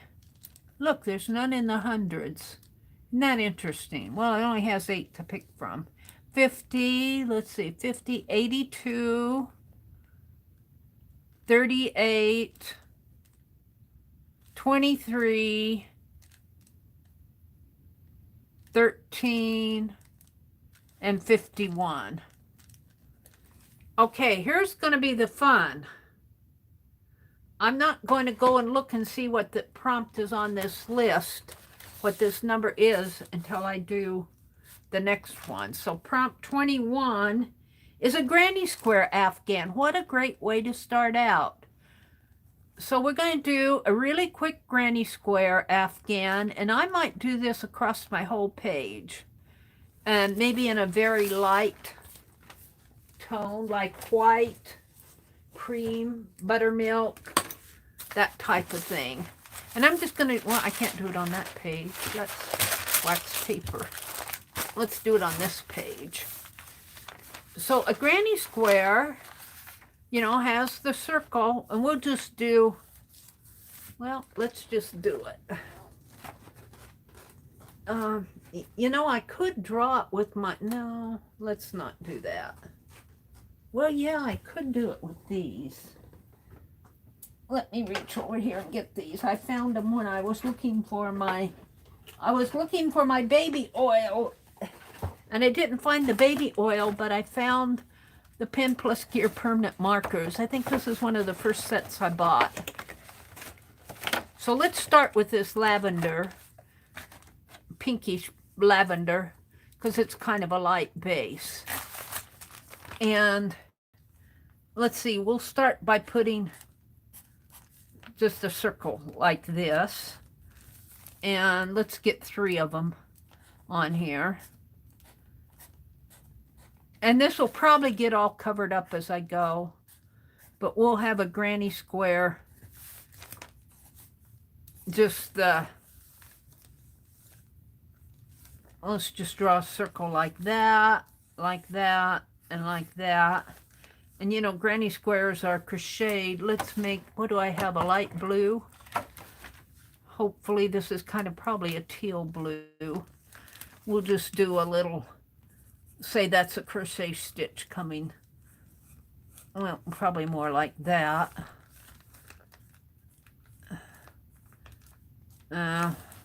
Something like that. Just to make it kind of look sort of square in here. A little single crochet, that's where I'm going with that, like this. And we'll do the same over here. I don't know if I want to do this across the whole page, though. We'll just do 3 to represent a granny square Afghan, because we're not going to spend all night on this.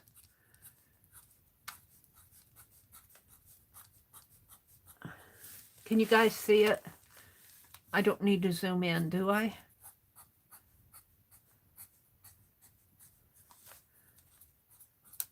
And maybe we'll put some fringe on this. Let's do a little double crochet in here with the green or the blue. I guess this is kind of a blue-green. It's more of a teal color. This will be the border, like that. And we'll put some fringe on here. We'll just do some knots in lavender. A little. Lisa was teaching us how to do a Rya knot, R-Y-A knot, and it looked like a fringe on her weaving. So this will be my granny square Afghan.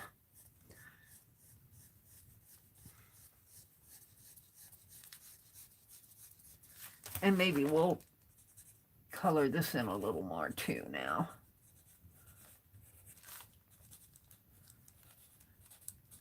More like that. And let's get that teal out again and enhance that a little more too. Maybe just make it look a little more like yarn. And of course it has this little corners in here and the squares like that. It's not perfect, but then this probably isn't setting perfect. It's on the back of the rocking chair or something. Let's color this in like this.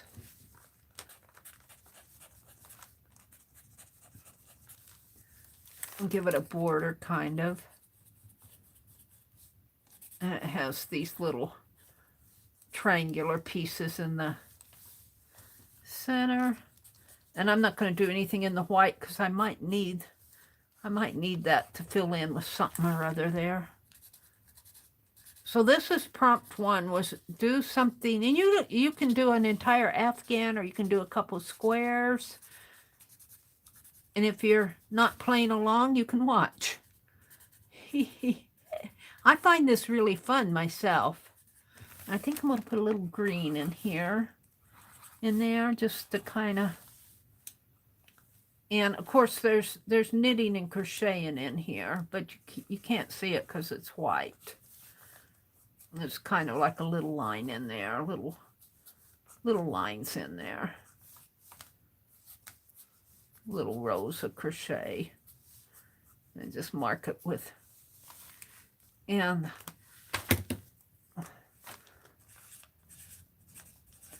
make my knots a little more prominent here. Does that look like a granny square up at the top? And let's put in this border a little bit better. All right, there's my granny square afghan right there. We're going to call that done, I think. Maybe this up here I didn't get. I might just do this entire page in markers. We'll see what's up. What else? Okay, prompt 2 was number 23. And 23 is, prompt 23 says, stove blackening. We learned what stove blackening was from Aunt Beck. Some black on there would look nice. You put stove blackening on your stove after you've cleaned it really good to make it look new, and I didn't know that. That's interesting. Thank you, Becky. Stove blackening. Oh, that was 23 that I read. Well, we're going to make it 23 because I read 23. My 3 looked like a 5. So we're going to make it 23. Stove blackening. Oh, I got 23 down here. All right, we'll put stove blackening down here. And we'll go back to 25. Sorry, this is how Mary does her prompts. My 3 looked like my 5 looked like a 3. So this is 25 here. And this is 23 down there. And this is stove blackening. So we already know what that one is. 25 is eggs in a basket. 25 is eggs in a basket. Eggs in a basket. Now, shall we make it a wire basket? I think we had a wire basket one. Let's make it a wire basket. And our eggs, of course, are going to be white. Or we could have a couple brown eggs in there. We could have some brown eggs and white eggs. And I need my black, I guess, for the basket. And where are we going to put this? Let's let the wire basket. The wire basket, when I picture it, kind of has a twisted wire coming up like this, and it's going to go over the fringe, and it has a handle like that, and maybe the twist again, like so. And let's see, let's just draw some eggs. in here. Let's make a frame around here. And you know what? I think I'm going to have to use both pages here because I'm not going to, I'll go over, I guess, on my wax paper page. Because I'm not going to get all the prompts on here. So this is eggs, and I'll color a couple of them. I'll color a couple of them brown. And I'm not going to do the entire basket here. I'm just going to do some lines like so, because we might need that space. And let's make one of those a brown egg, a couple of them brown. There. Okay, I'm happy with that. We could make one of them green too, but we're going to leave it like that for now. Okay. The next prompt is 7, and that is, prompt 7 is a woodshed. A woodshed was prompt 7. A woodshed. A wood shed. Now I think of an old shed, an old gray shed with the maybe the roof coming down, something like so. And some boards going that way, and then you have these piles of wood out. Of course, now that could be interpreted different ways. Is it a shed of wood, or is it a shed that holds wood? Well, in this case, I'm going to stack my wood outside of the shed here. And of course, it's out in the background because the egg basket is taller than the woodshed, but I'm just kind of doing a collage thing here. So let's just stack up some wood out here, and I could do that in brown too. Let's do that in brown. Some wood logs out here. Maybe there's a stump that Grandpa has his axe in here. Can't see that too well. Let's do the...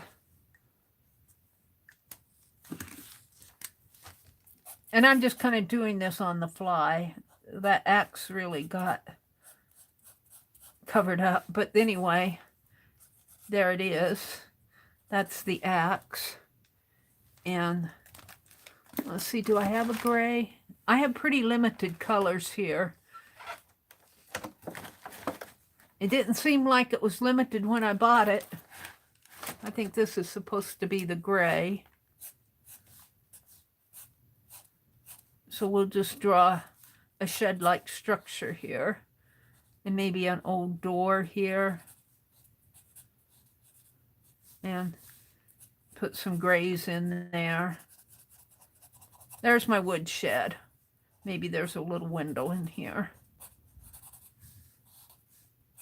So there's the wood shed. We're just getting a flavor of the farm. So prompt 14, and you know what? We might work these prompts into my story when we go out for Thanksgiving. Maybe somebody was naughty. Maybe one of the grandkids was naughty, and so he was going to experience what it was like to be taken behind the woodshed and disciplined. Now, that does not necessarily mean that he was spanked. He could have been just talked to. We'll be gentle. But can you see how all these things could work into a story? Prompt 14 is... number 14 is a rotary phone. A rotary phone. A rotary phone. And of course, that'll be black. I've got to make sure I'm looking right. I am. A rotary phone. I know what rotary phone looks like. And we'll just do it right in here because I need the space. And I'm just we're just getting a flavor of the old farmstead. And it has the old rotary dial here and a center number in here and all of these. It has a little catch there, and then it has the numbers around this way, and you know, maybe a number in there. I'll just put some lines in there to represent a number, and then it comes down like this, like that, the old rotary phones. And of course you have to have the coil cord. We'll just make the coil cord like this, like that, and that will be our rotary phone. Of course it has a hook here, got to have the hook.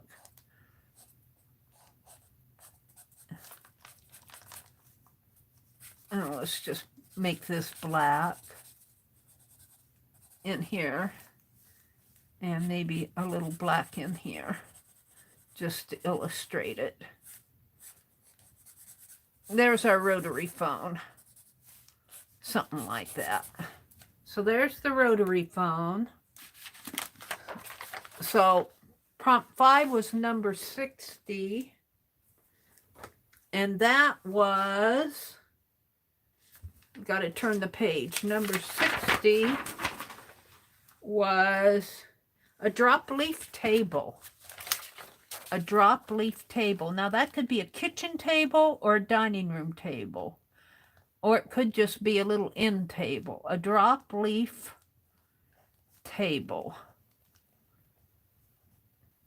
And I think I'm going to make it, let's make it a dining room table. Well, no, let's make it a little, let's just do it like this. Let's do it in brown again. And it will be like that. And then the drop leaf will come down this way, kind of like so. And it's really just a table with a drop leaf.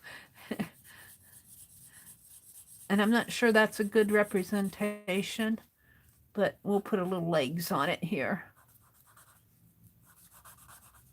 because I got to squeeze it on here. So there's our drop leaf table there. This is the leaf, the drop leaf here. And let's put a vase on there. Let's put a vase, sort of like that, so we know it's a table. And let's put a flower in there. Get that green out.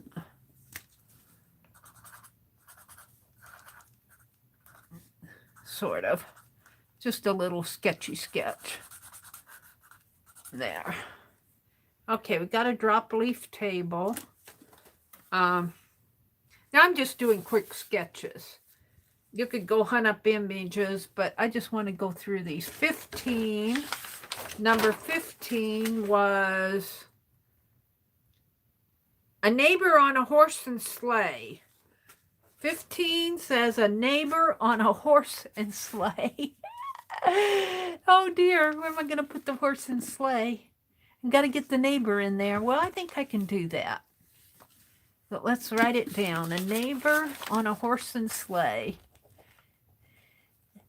A neighbor on a horse and sleigh. And so let's do the sleigh up in here, and we'll just kind of draw it on there, just kind of make it look like Santa's sleigh. Maybe up that way, maybe a sleigh. I'm just kind of sketching it on here fast. And a sleigh like that, and it'll have a seat. Now we got to get the neighbor in there. He's going to be kind of small. Because, and he can have a blanket. That'll help, because he's going to run into the telephone. And the horse, here's the old horse right here. He's there. Let's see, how can I do his tail is here. And his, oh dear, this is some horse. Let's see, he comes this way. He'll have a back. He has a mane and some ears. And he has a head. Oh, he's a pretty horse. Let's make him prancing. There we go. Oh, I like my horse. Where does this other foot go? He's prancing too. There. Oh, I kind of like that. But this is definitely a quick sketch because, well, here, let's fix this. I got to make a bigger neighbor. He looks like a little imp in there. Let's get out my whiteout pen. Hopefully it'll work. And I'm going to white this area out. Come on. Might have to paint it out. Let's get some white paint. I got to put a neighbor in there. Where's my white paint? I had it out when I was jelly printing today. We'll just take a little white paint and put up here. I doubt that any of you are playing along because I'm moving pretty fast through these. We're going to put our neighbor in here. I'm going to paint it out.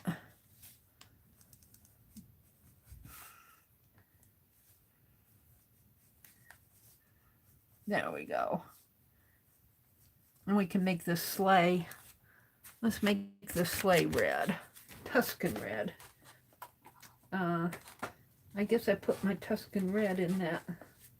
I didn't save it out, did I? I got Georgia clay and red apple. We'll use red apple because it's here. Now I need a towel. Now, I had to go get new towels this afternoon to clean my jelly plate. I used them all up. Okay, we're going to put a little red out on my desk. We're going to paint the sleigh red. Could have used a marker, but we'll do the paint. What's a sleigh if it can't be red?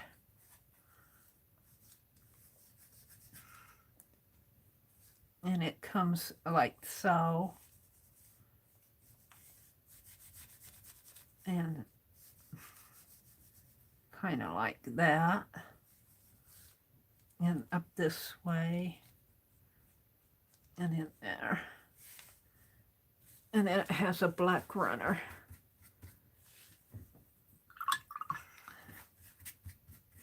This could probably come up a little bit more here. Now, let's grab more paint. Like that. A neighbor on a horse and sleigh. Gotta make it hard on me. And there's the horse. It's only a one-horse sleigh. And we'll color him brown. We'll make him brown. Better dry that.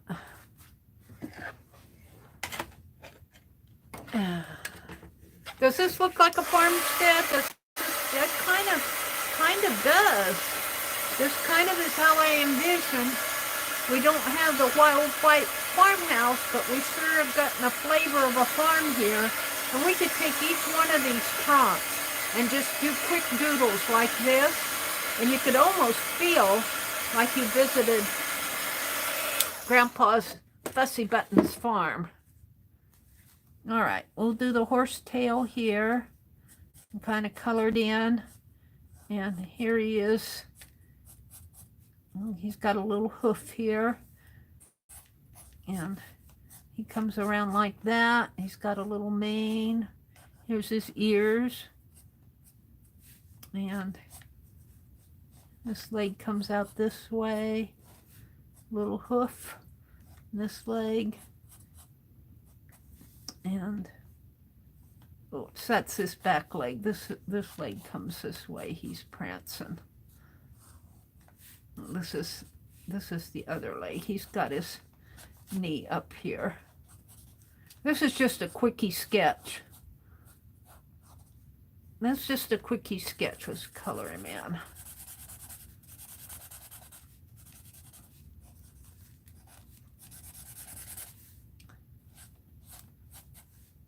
course, he's all brown. He's all brown.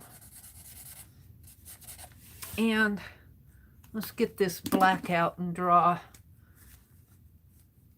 a reins coming in here. It could be white, I guess. Where's that white? Let's do a white. It shows up better. A white rein, if I can. Just a white line going up to his, kind of like so. I don't know exactly how it goes. And maybe another one. It should probably be gold or something, but I'm in a hurry. All right, that's good enough. And let's do black here for the sleigh.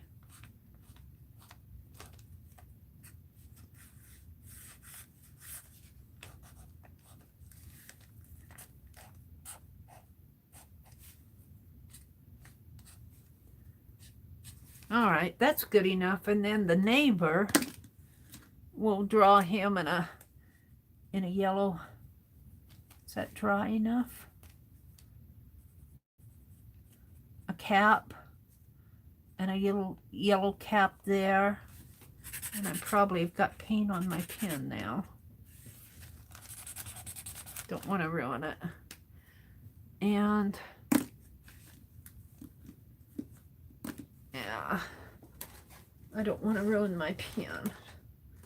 Let's get out just a touch of blue here. Just a touch. That was more than a touch. And where's my brush?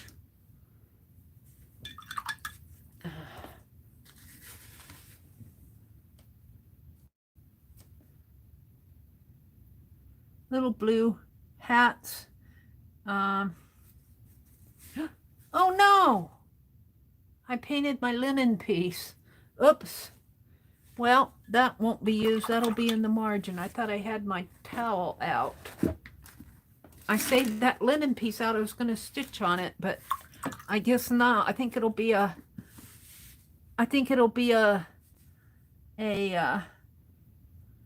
fabric scrap now. This is the neighbor. He's sitting in the sleigh, and there's a little one with him here. And let's see. I need something else. Another color there.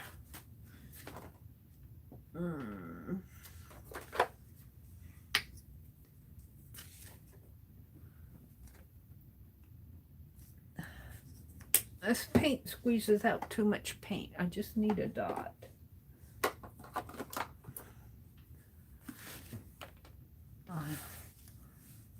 Let's put a gold scarf or gold, maybe a gold blanket coming down in here. That's where I'm going. A little gold blanket in here.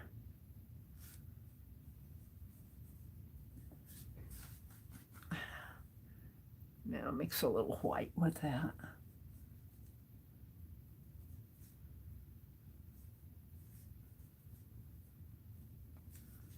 And it comes up into their lap.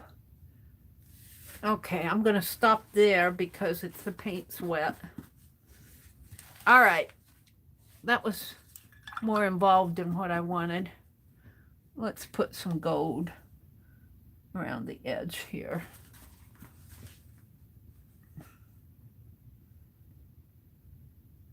Doesn't show up very well, but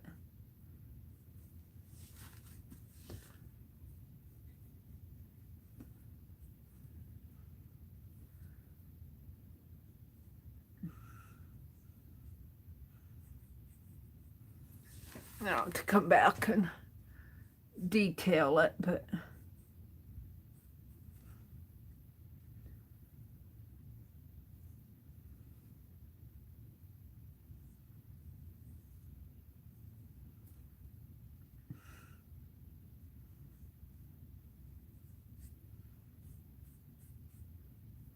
there. Stop, Mary. It's good enough for what you want. All right. What was the next prompt? I don't know. I haven't looked at it yet. I like the flavor of this. I feel like I'm visiting Grandpa Fussy Button's farm here. And you know, once you get the general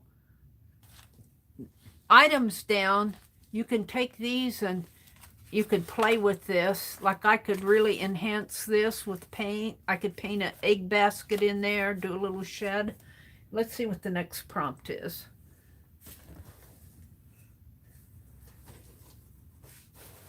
Once I find my book. What'd I do with the book? Set it over here behind me and it fell. Hold it. Let me pick it up. It fell down.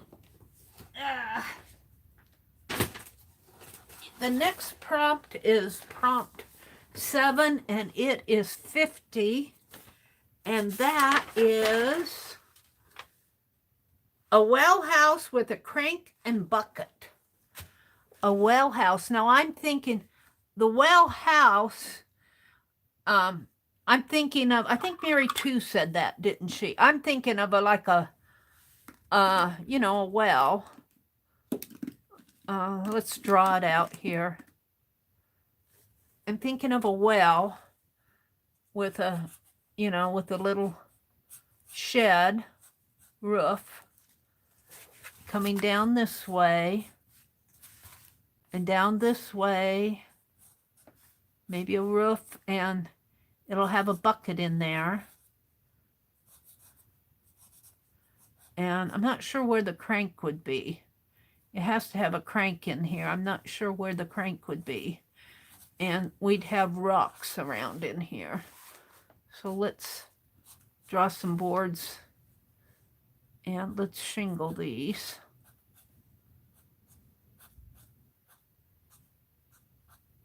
Sort of. Like that. And boards coming that way. And some rocks going around. And of course the horses is galloping by it. Where would that crank be? Here's the bucket. The crank would have to be maybe a hand crank like that, kind of going like that. And probably have a rope on there. Something like that. Alrighty. And the roof would probably be a little bit longer.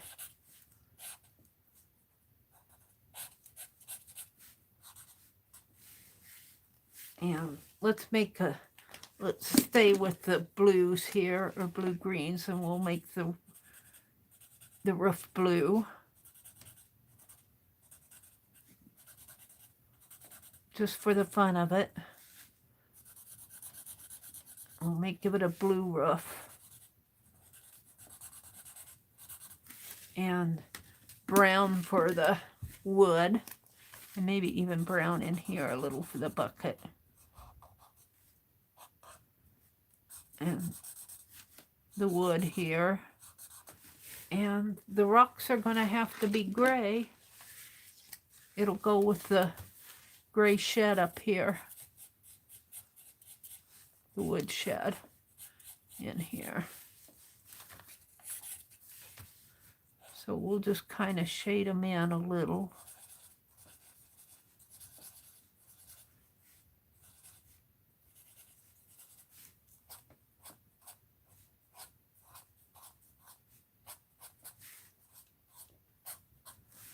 I'm running out of space. What prompt am I on?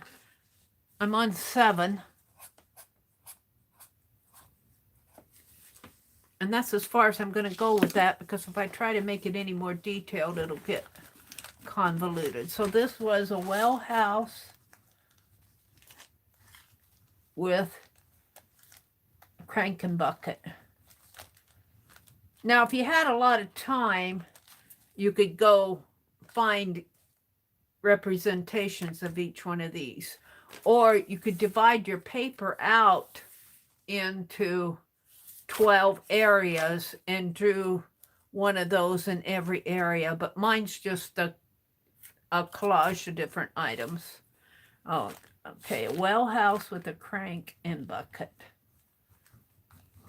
Number 8 is 82, and that is glass window pane so old that the glass is wavy. Glass window panes so old, and I'm not going to get a whole lot of window panes on here, that the glass is wavy. And so I guess I'm going to do that down in here. And so let's draw a window pane. And we're just going to do 2 here, because maybe we'll do it like this. And shade this in a little. Now the glass, to represent wavy, I'm just going to take little lines and kind of do it like that. Let's draw it like this.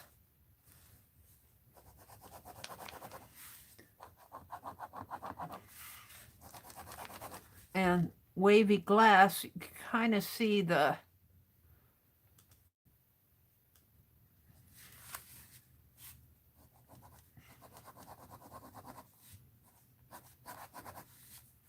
it's coming off this way. I'm not sure that's the best representation of it, but I'm running out of space. I should have probably kept it to 6 prompts. I'm going to leave it like that. I might outline it a little in black here. So it comes this way, like that. Maybe a little up that way and this way. And the waviness of the glass is represented by these lines in here. And of course, we don't want a whole lot, but just some. There. That's my glass window pane. I'm not sure how much you guys can see that. Prompt 9 is number 38, and that is a fat and furry farm cat. A fat and furry farm cat. A fat and furry, I'm sure that came from Nina, and furry farm cat. And of course it's going to be yellow, gold, orange. And that's going to have to be down in there. Let's sketch him a fat cat. Gotta think. Let's give it a tail like this, maybe a big old fat furry farm cat here. And ears sort of like that. And let's see, eyes like so. He's going to have to be fatter, Mary. A fat and furry farm cat. And let's see, his head is going to have to come down. Little nose here. Oh, that's a funny looking cat, Mary. And whiskers like that. Let's see, he looks, not sure he's looking right here. We'll give him a paw here and a paw here. And let, okay, this is my fat and furry farm cat. This is just a quick sketch. And the whiskers will have to come more like that. I'm not saying I'm the best at drawing animals.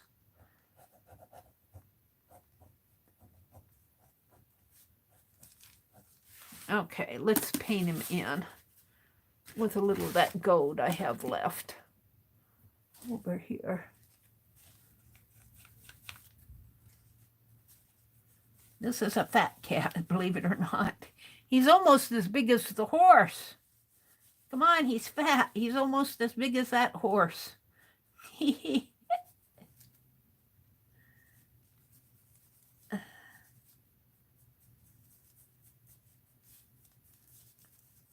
right, there we go. Fat and furry farm cat. Keep in mind that this is just quick sketches here. That was number 9. Number 10 is the stove blackening. So I'm going to use some black paint, and I'm just going to kind of border it. So I'm going to hold the stove blackening until I get to the end here. So we're going to hold that prompt and go to 11. And that is number 13. Let me wash out my brush. I don't want my brush to get stiff. Number 13 is, picked a lot of low numbers. 21, 7, 14, 15. 13 is a crazy quilt. Oh, yay, a crazy quilt. I can work a crazy quilt in there. A crazy quilt. So we'll make the crazy quilt kind of in the background in here. So let's go ahead and pull the next prompt, because the last one is number 51. I'm going to put the crazy quilt kind of in here, and I'm going to try to fit the last prompt in here, which is number 51, and that is baked apple pie cooling on a sideboard. So we can get an apple pie on here. That's perfect. Okay, baked apple pie. Baked apple pie cooling on a sideboard.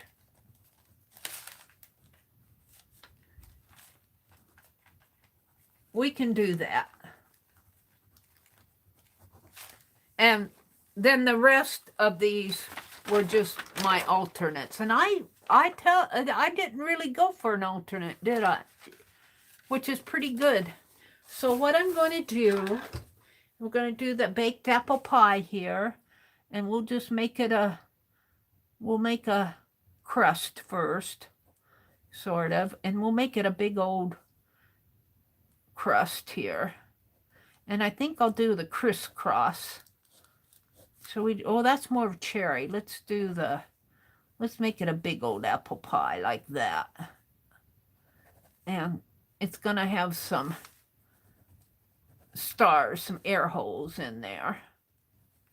This is just the crust, like that. And it'll come down like this, like that. And then the sideboard will be right here. So we need, let's mix some of that gold with some white and get a crusty color. So this will be the crust in here. It goes with the cut cat. Let's make the white kind of a lighter crust in here. Maybe mix a little bit of red with that. Oh, that turns it pink when we more yellow.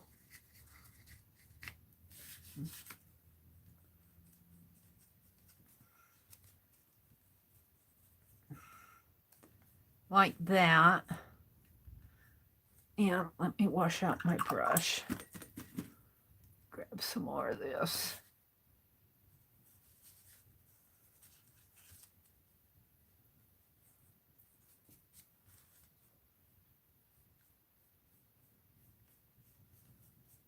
And I'll come in after that's dry. And I don't really have a black out other than my pen. So I'm going to make my sideboard right here with kind of a bluish color. And that cat is eyeing that pie. I wonder what kind of food that is. All right, now I'll come back in after that paint is dry and detail it. We need to do our crazy quilt, which are just going to be patches. in squares, and let's see, like a triangle type thing like this in here.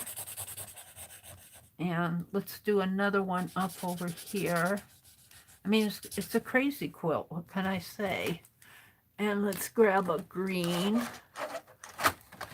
Now, let's see. Let's do the, let's do this color. Let's make some stitches in there.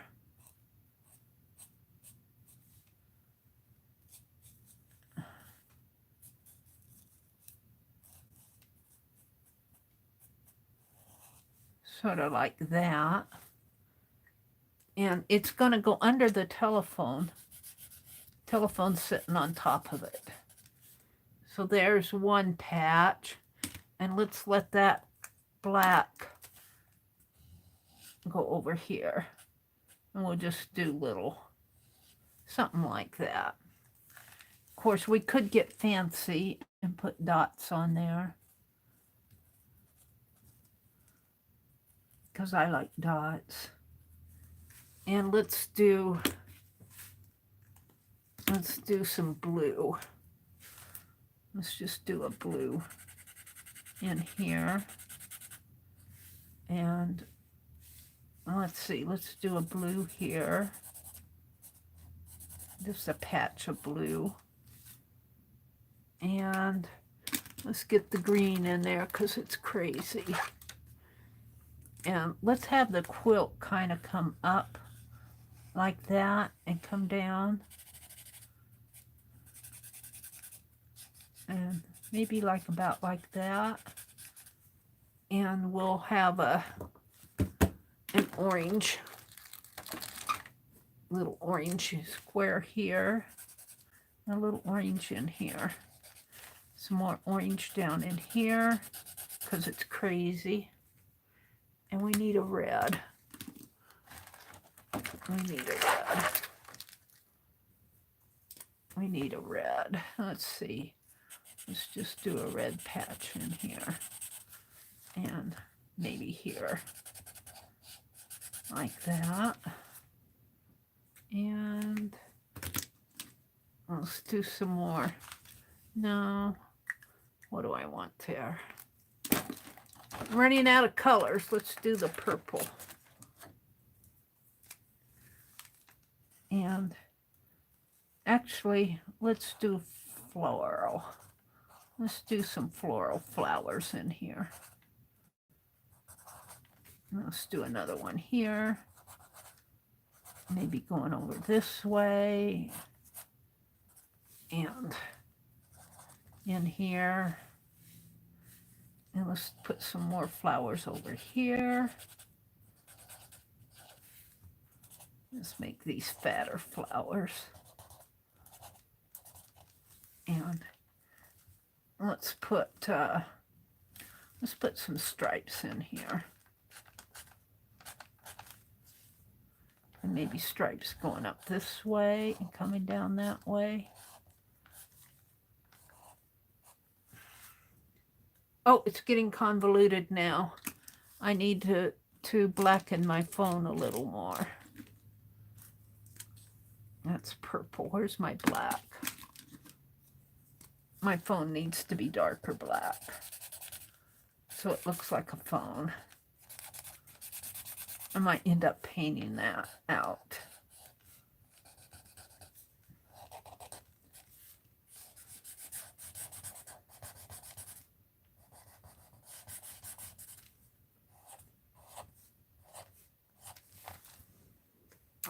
Wait, no, it's there.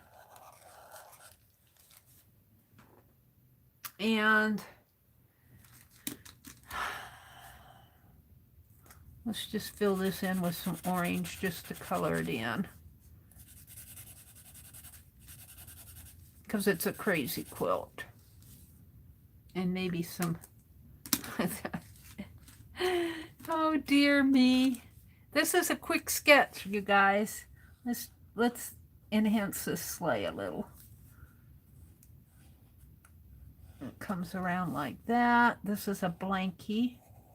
coming out of the sleigh, and let's actually put some fringe on it.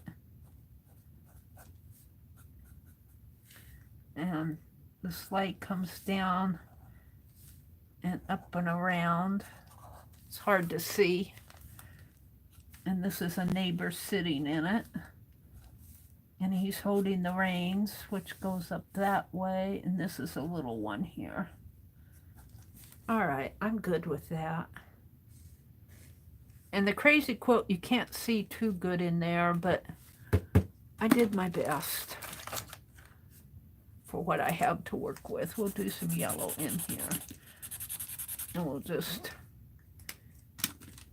continue. Let's see, this is the drop leaf table. Might enhance that a little more. This is a leg, and we'll put another leg here. Drop leaf table is on top of the well. And let's see. Let's get that fringe in there a little better. The granny square I like. This is the granny square, and it's got fringe hanging down. The granny afghan.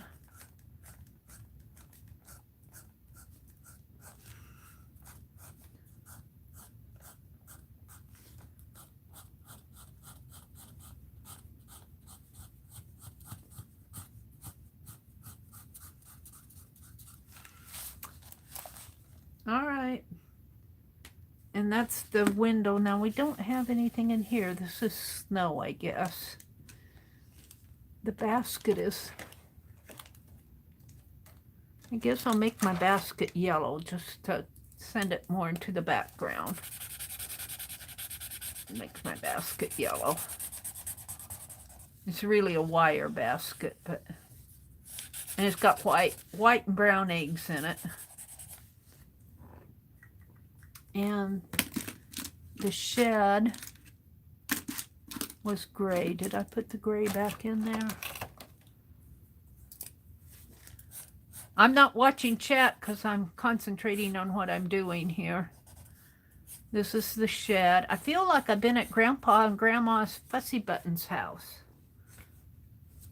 The horse, the poor old horse. We'll put some gray in there just to color him in a little more. It's got a hoof down here. Poor old horse.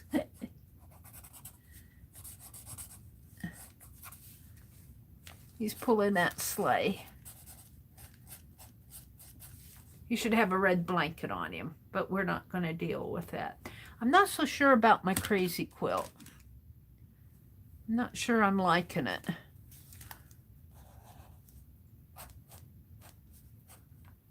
I'm not sure what I can do to make it any more quilty than it is. Put some dots in there. Put some dots over here. Maybe some, well, that's the wood shed. This is the wood shed out here. This is the wood all stacked up. And that was a tree stump, but you can't see the axe very well. And let's put some stripes over here just for the fun of it. That's about what I'm going to call it. Let's enhance this apple pie again.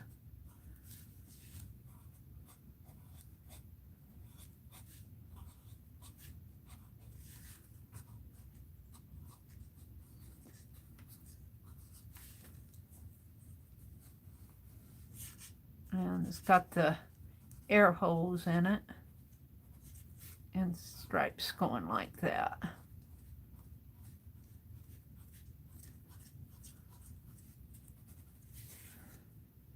And I guess I can make the kitty a little bit more. Big old fat fluffy cat.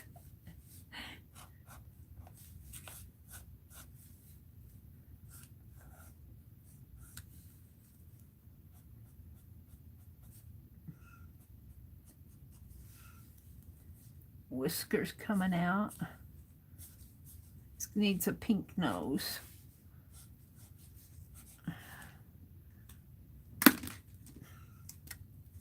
Pink nose. All right. And this sleigh is going on snow, and that was the well. Part of the problem is I don't have a lot of colors in my markers. I should get it out the super tips. Let's color in that well a little bit more. And maybe the blue and a little red in there to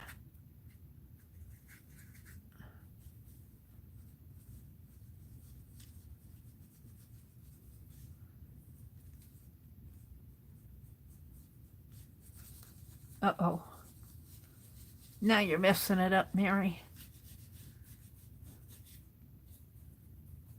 Oh, I kind of like it. And then I'll go in and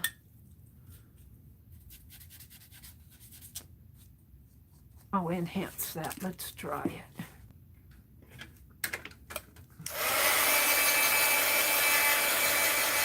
And I still don't like my phone. It needs to be a darker black.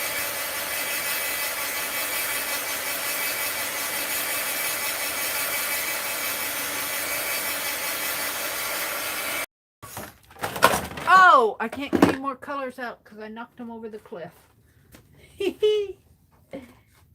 I knocked all my colors except for the ones that are out here over the cliff. I'll have to pick them up when I end my stream.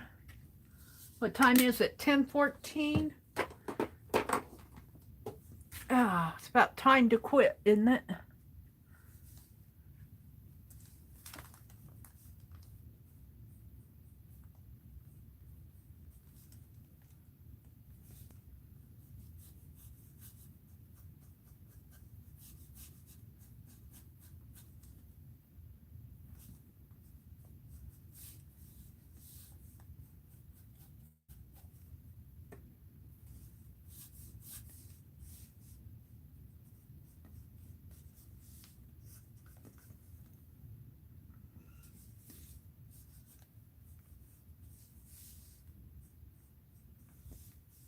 That dial is running into the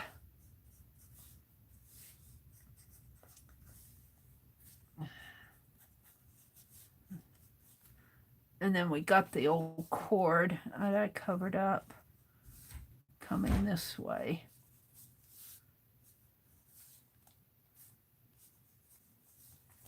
All right, I'm a little bit better with that now.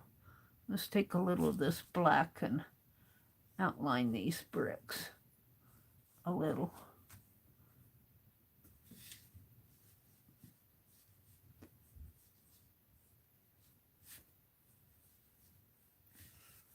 On this well.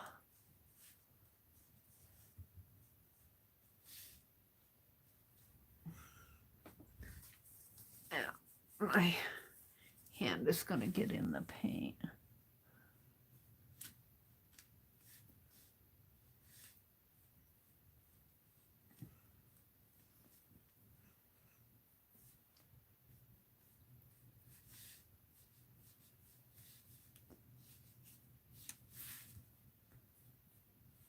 And I'm just doing this with my brush. It's not going to look that realistic. But, and then the bucket should be brown, but I'm going to make it black. The bucket's right there. And I ran into the old window, which is right here.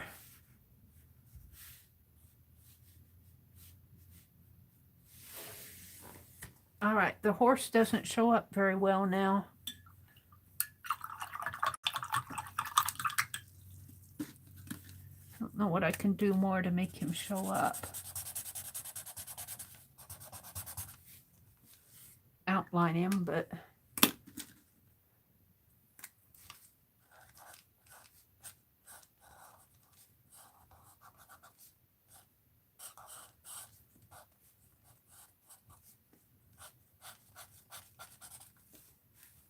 Let's give him a black mane.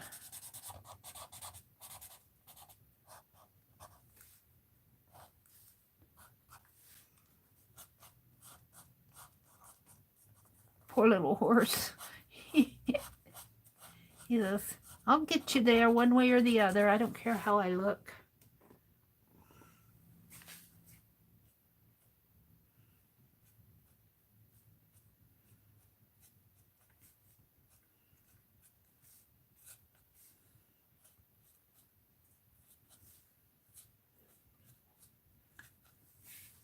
Alrighty. That's about the best I can do on short notice here. I'd have to do this to do it good. Spend an awful lot of time detailing this. This is the wood shed. That's the basket of eggs. And this is the granny square that I think I like the best. So I'm going to mess it up.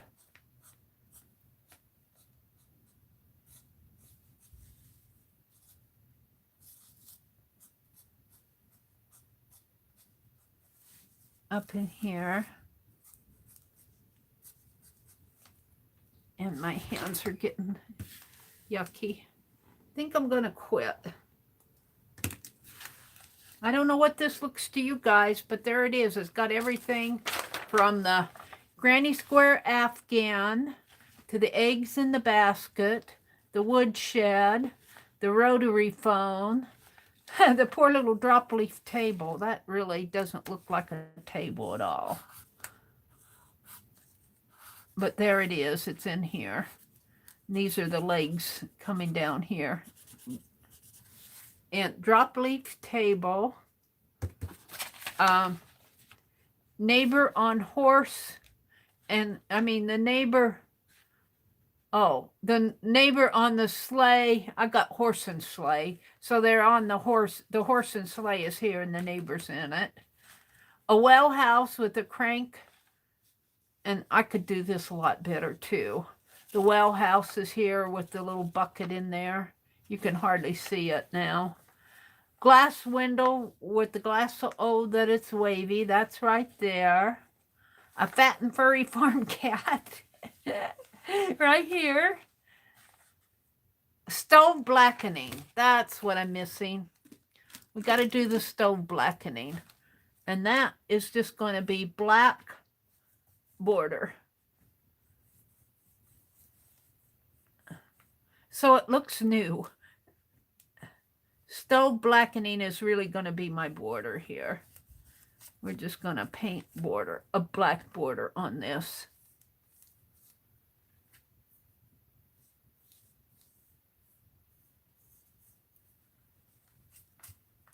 Yep, that's blackening all right. And it may not look new, but we're just going to frame it out with black.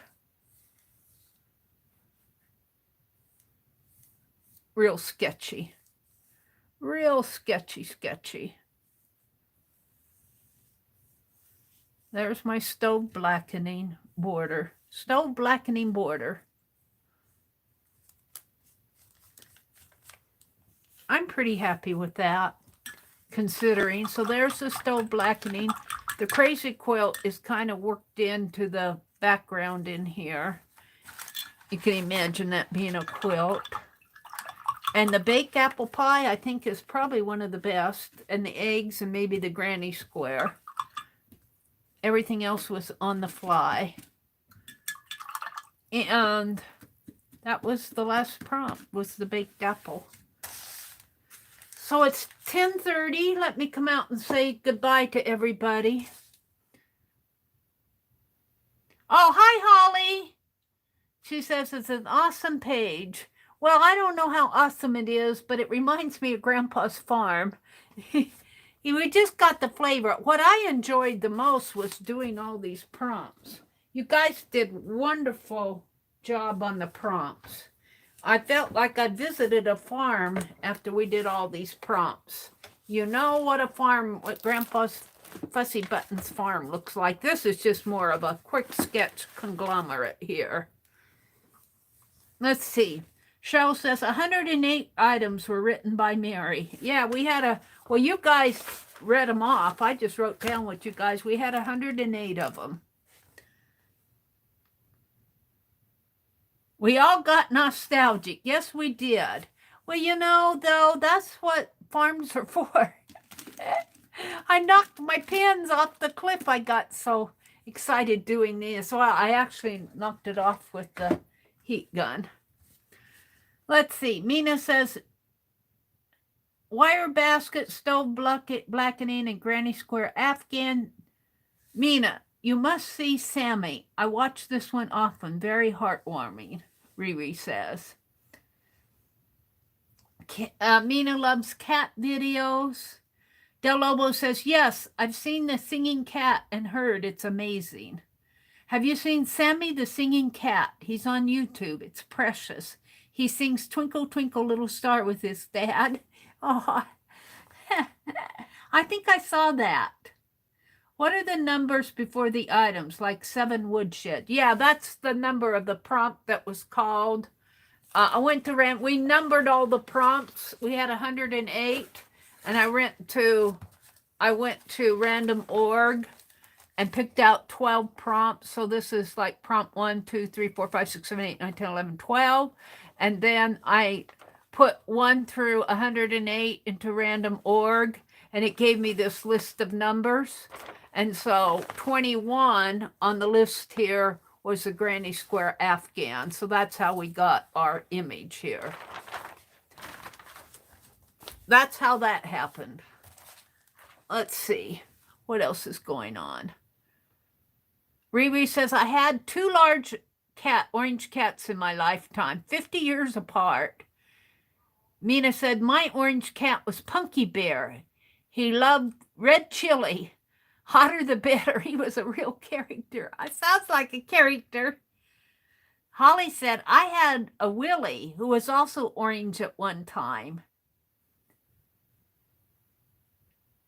You can't have them now because they're a transmitter of botulism. What are you talking about, Riri? Mina says, I love my turtles, Riri. Are you talking about turtles? Mary, a big fat furry cat in her prompts. Yeah, that's what this is right here. Oops. Cheryl came in. Riri was here. I had a wee turtle. It was adorable. Here's where Holly came in. Hi, Holly. Welcome, Holly. Del Lobo says, my orange tabby Chance is in the pic. Is that Chance? Mina says, I love all animals. My first pets were a pair of red-eared turtles. I was 5 years old, and I named them Baby Snooks and Georgie. Gosh, I think we had turtles, but I can't remember if we named them. I wasn't very attached to the turtles. We got them, I think, at the dime store, which is now a furniture store. It was a Woolworth store. I think that's where we bought our turtles, was at the dime store. Del Lobo says, I never liked dogs before the family got a terrier. Oh my goodness, I love him. Mina says, that's a new one for me. Years ago, my cats loved homemade split pea soup. He'd have a mini tantrum if he didn't get a saucer of it. A cat that loves split pea soup. Some cats like pies. I know from experience. Well, this cat is eyeing that pie. Probably the sugar in it. Riri says she loves crazy quilts, which I didn't do a great job of the crazy quilt, but it's in there. A shadow box style prompts. Yeah, we could have done this in shadow box style, and it probably, or I ended up having wax paper over here. I should have found a double page where I could have worked, that's wax paper too, where I could have worked across both pages, and I could have maybe got these things a little bit more clear. But this is fun. You know, it's just representational. Remember, we believed it. What did Cheryl say? Del Lobo said, back then, hubby and I traded an octagonal lamp we made for the cupboard. Bet the guy kicks himself now that he made such a trade. I read the other day that it's nutritious to eat watermelon seeds. Oh my goodness. Mina says, I grew up with a huge mastiff who loved peaches. He'd take a running leap and snatch the low-growing ones, and then take it to a patch of lawn and eat all but the pit. Oh, plastic tablecloths. We've missed the plastic tablecloth on here. Yucky, she said, plastic tablecloths. And they were yellow flowers, yellow and white daisies on plastic tablecloths. Del Lobo says, Mina, thank you. I have an old baking cupboard with a roll top. And yes, I had a Formica table in the kitchen. Yeah. Mina says, Del Lobo, we made a list of things you might find at a farm. Is it a story? Well, this is kind of things that you might find at Grandma and Grandpa's Fussy Buttons farm. The rotary phone could have been a wall number. Yeah, it could have been. Woodsheds usually have 3 walls. Oh, well, that's true. So the wood would have 3 walls here, a roof, and then the wood would go inside. I kind of made it look like a little garage, kind of. But you're right. And they'd stack the wood up inside of it. Oh, well. Okay, I think, let's see, Becky said goodnight. She got tired. A lot of memories. They're saying hello to Cheryl and Del Lobo. Aunt Beck said, this is where Aunt Beck left to go give herself a facial with her electric toothbrush. So I think I'm going to call it a night. I thought I might get up in the morning and do a stream, but I'm pretty tired, so I probably won't. I'll probably sleep in tomorrow. I've got to work in the yard tomorrow. I've got to plant my bulbs.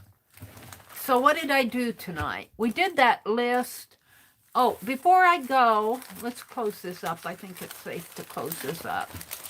Oh, I've got pins all over the floor here. Let's close this up like this. And let's check out let me go get it. Let's check out my little recipe journal. I set it over here. And let's see how it's doing. We got glossy accent on the accordion fold here. I might have to snip that open. Some glossy accent fell down the accordion fold. But I think I can fix that. We'll just snip it. Boy, that's tough stuff. Or maybe my scissors are dull.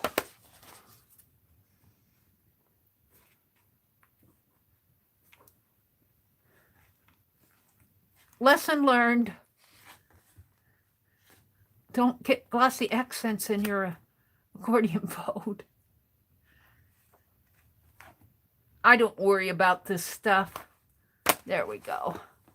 So there's my accordion fold. And it has the tassels over here to cover up all the wonkiness. But we're going to put the tassels up. And this is what we did tonight with the closure. So to close this accordion fold up, and because it's an expandable journal, all we need to do is, yeah, it's going to fall open on me, is tie it.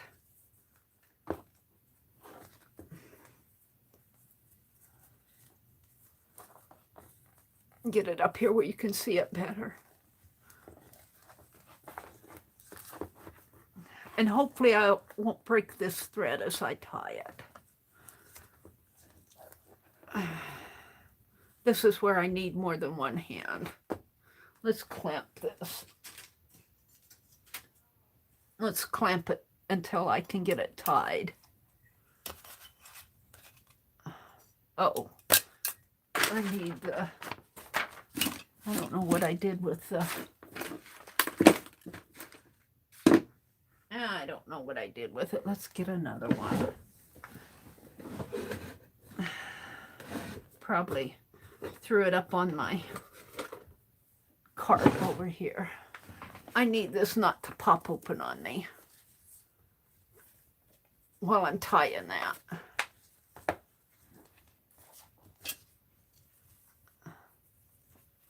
Tie this shut. I'm going to tie it pretty tight because I probably will not be opening it. I don't know what kind of, I think Rosemary used a wax thread on hers. There. And let's tie this one. Get that out of the way. Like that. And I think I can get this untied. I could be wrong. But we're just going to use that as my closure. And then I'll have my tassels come down over it. And then I've got buttons here and buttons there. And this will not be a closure here. This will, see, and that will, let's get it off of the, let's get things off of the table here so you can see it better. And we'll use the back of Rosemary's invoice. And just hold it up to where you can see it better. I have two kind of, they're coat buttons. They're plastic, but you usually see these kind of buttons on your coats or sweaters, cardigans. Generally on an outside coat. And then back here are just two black buttons.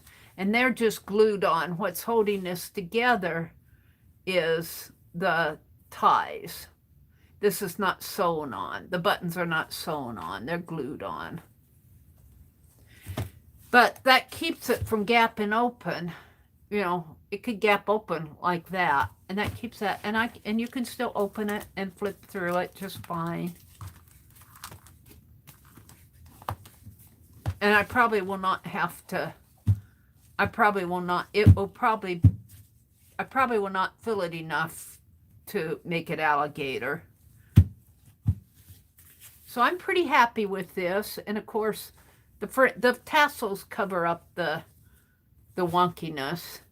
So my China journal will be similar to this, only I may not have the tassels. I hope to do the spine a lot better. I was going to work on it's an Asian journal. The only thing I want to do here is put a black, something black right down there. It goes to those buttons that may not need it now. But see, I can still get quite a bit in here. And as I go and put in clusters, and somebody said to get some cinnamon sticks, and I think that's a great idea for a recipe book. A cinnamon stick. And I'm so tempted to shade her dress in a pink. I think she needs a pink or a red dress. A maroon, maybe a purple violet dress. A velvet dress, a dark maroon velvet maybe. Of course, now these aren't going to be colored, so, and he's not colored, so I may just leave her like that. She'd be out of place if I colored her and not the rest. But this is where I am on it. I'm ready to do the oldest boy. Gotta look at which is Franklin. Who is the oldest boy now? The oldest boy is Franklin. So I've done Floyd and Fanny. This is Floyd, this is Grandpa Floyd, and this is Fanny. And we were just out at their farm looking around on our list. So I'll do it more close up as I work on it, but you can kind of get a flavor of what it is here. I really do like these. I really think they represent the oldest boy is here. Of course, he's younger in this picture. This is the oldest boy, Franklin. This is the second oldest, who I think I named Frederick. Gotta look here.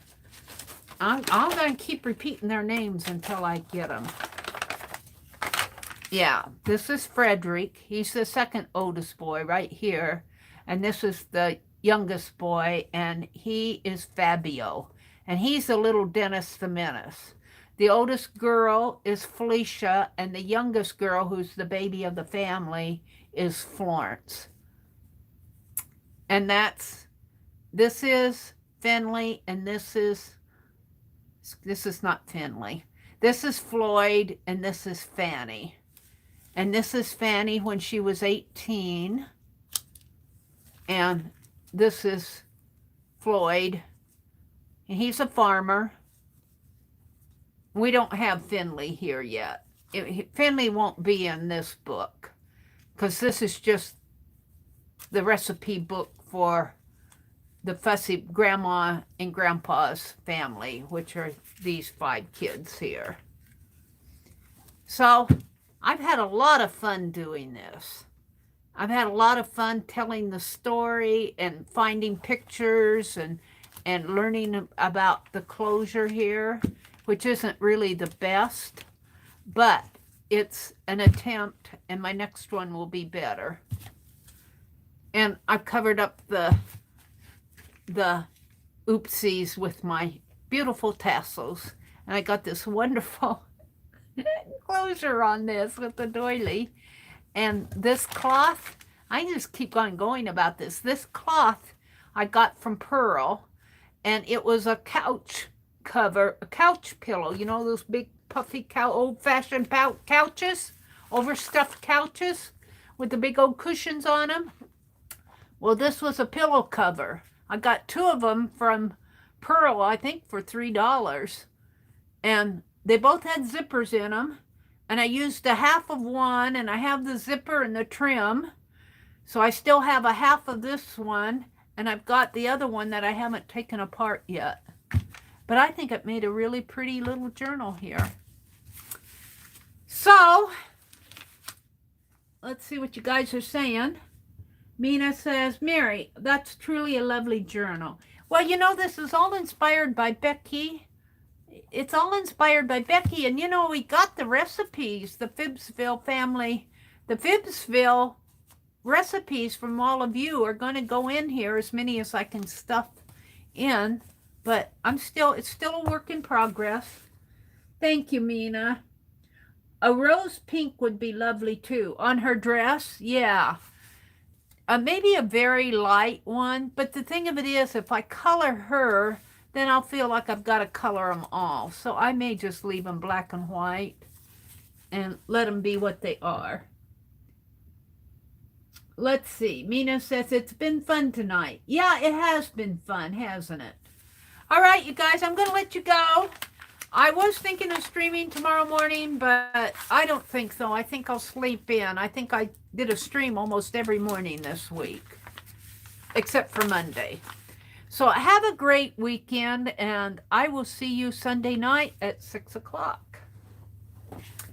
Have a good weekend, and make it a memory. Bye. Thanks for coming. Thanks for hanging out with me.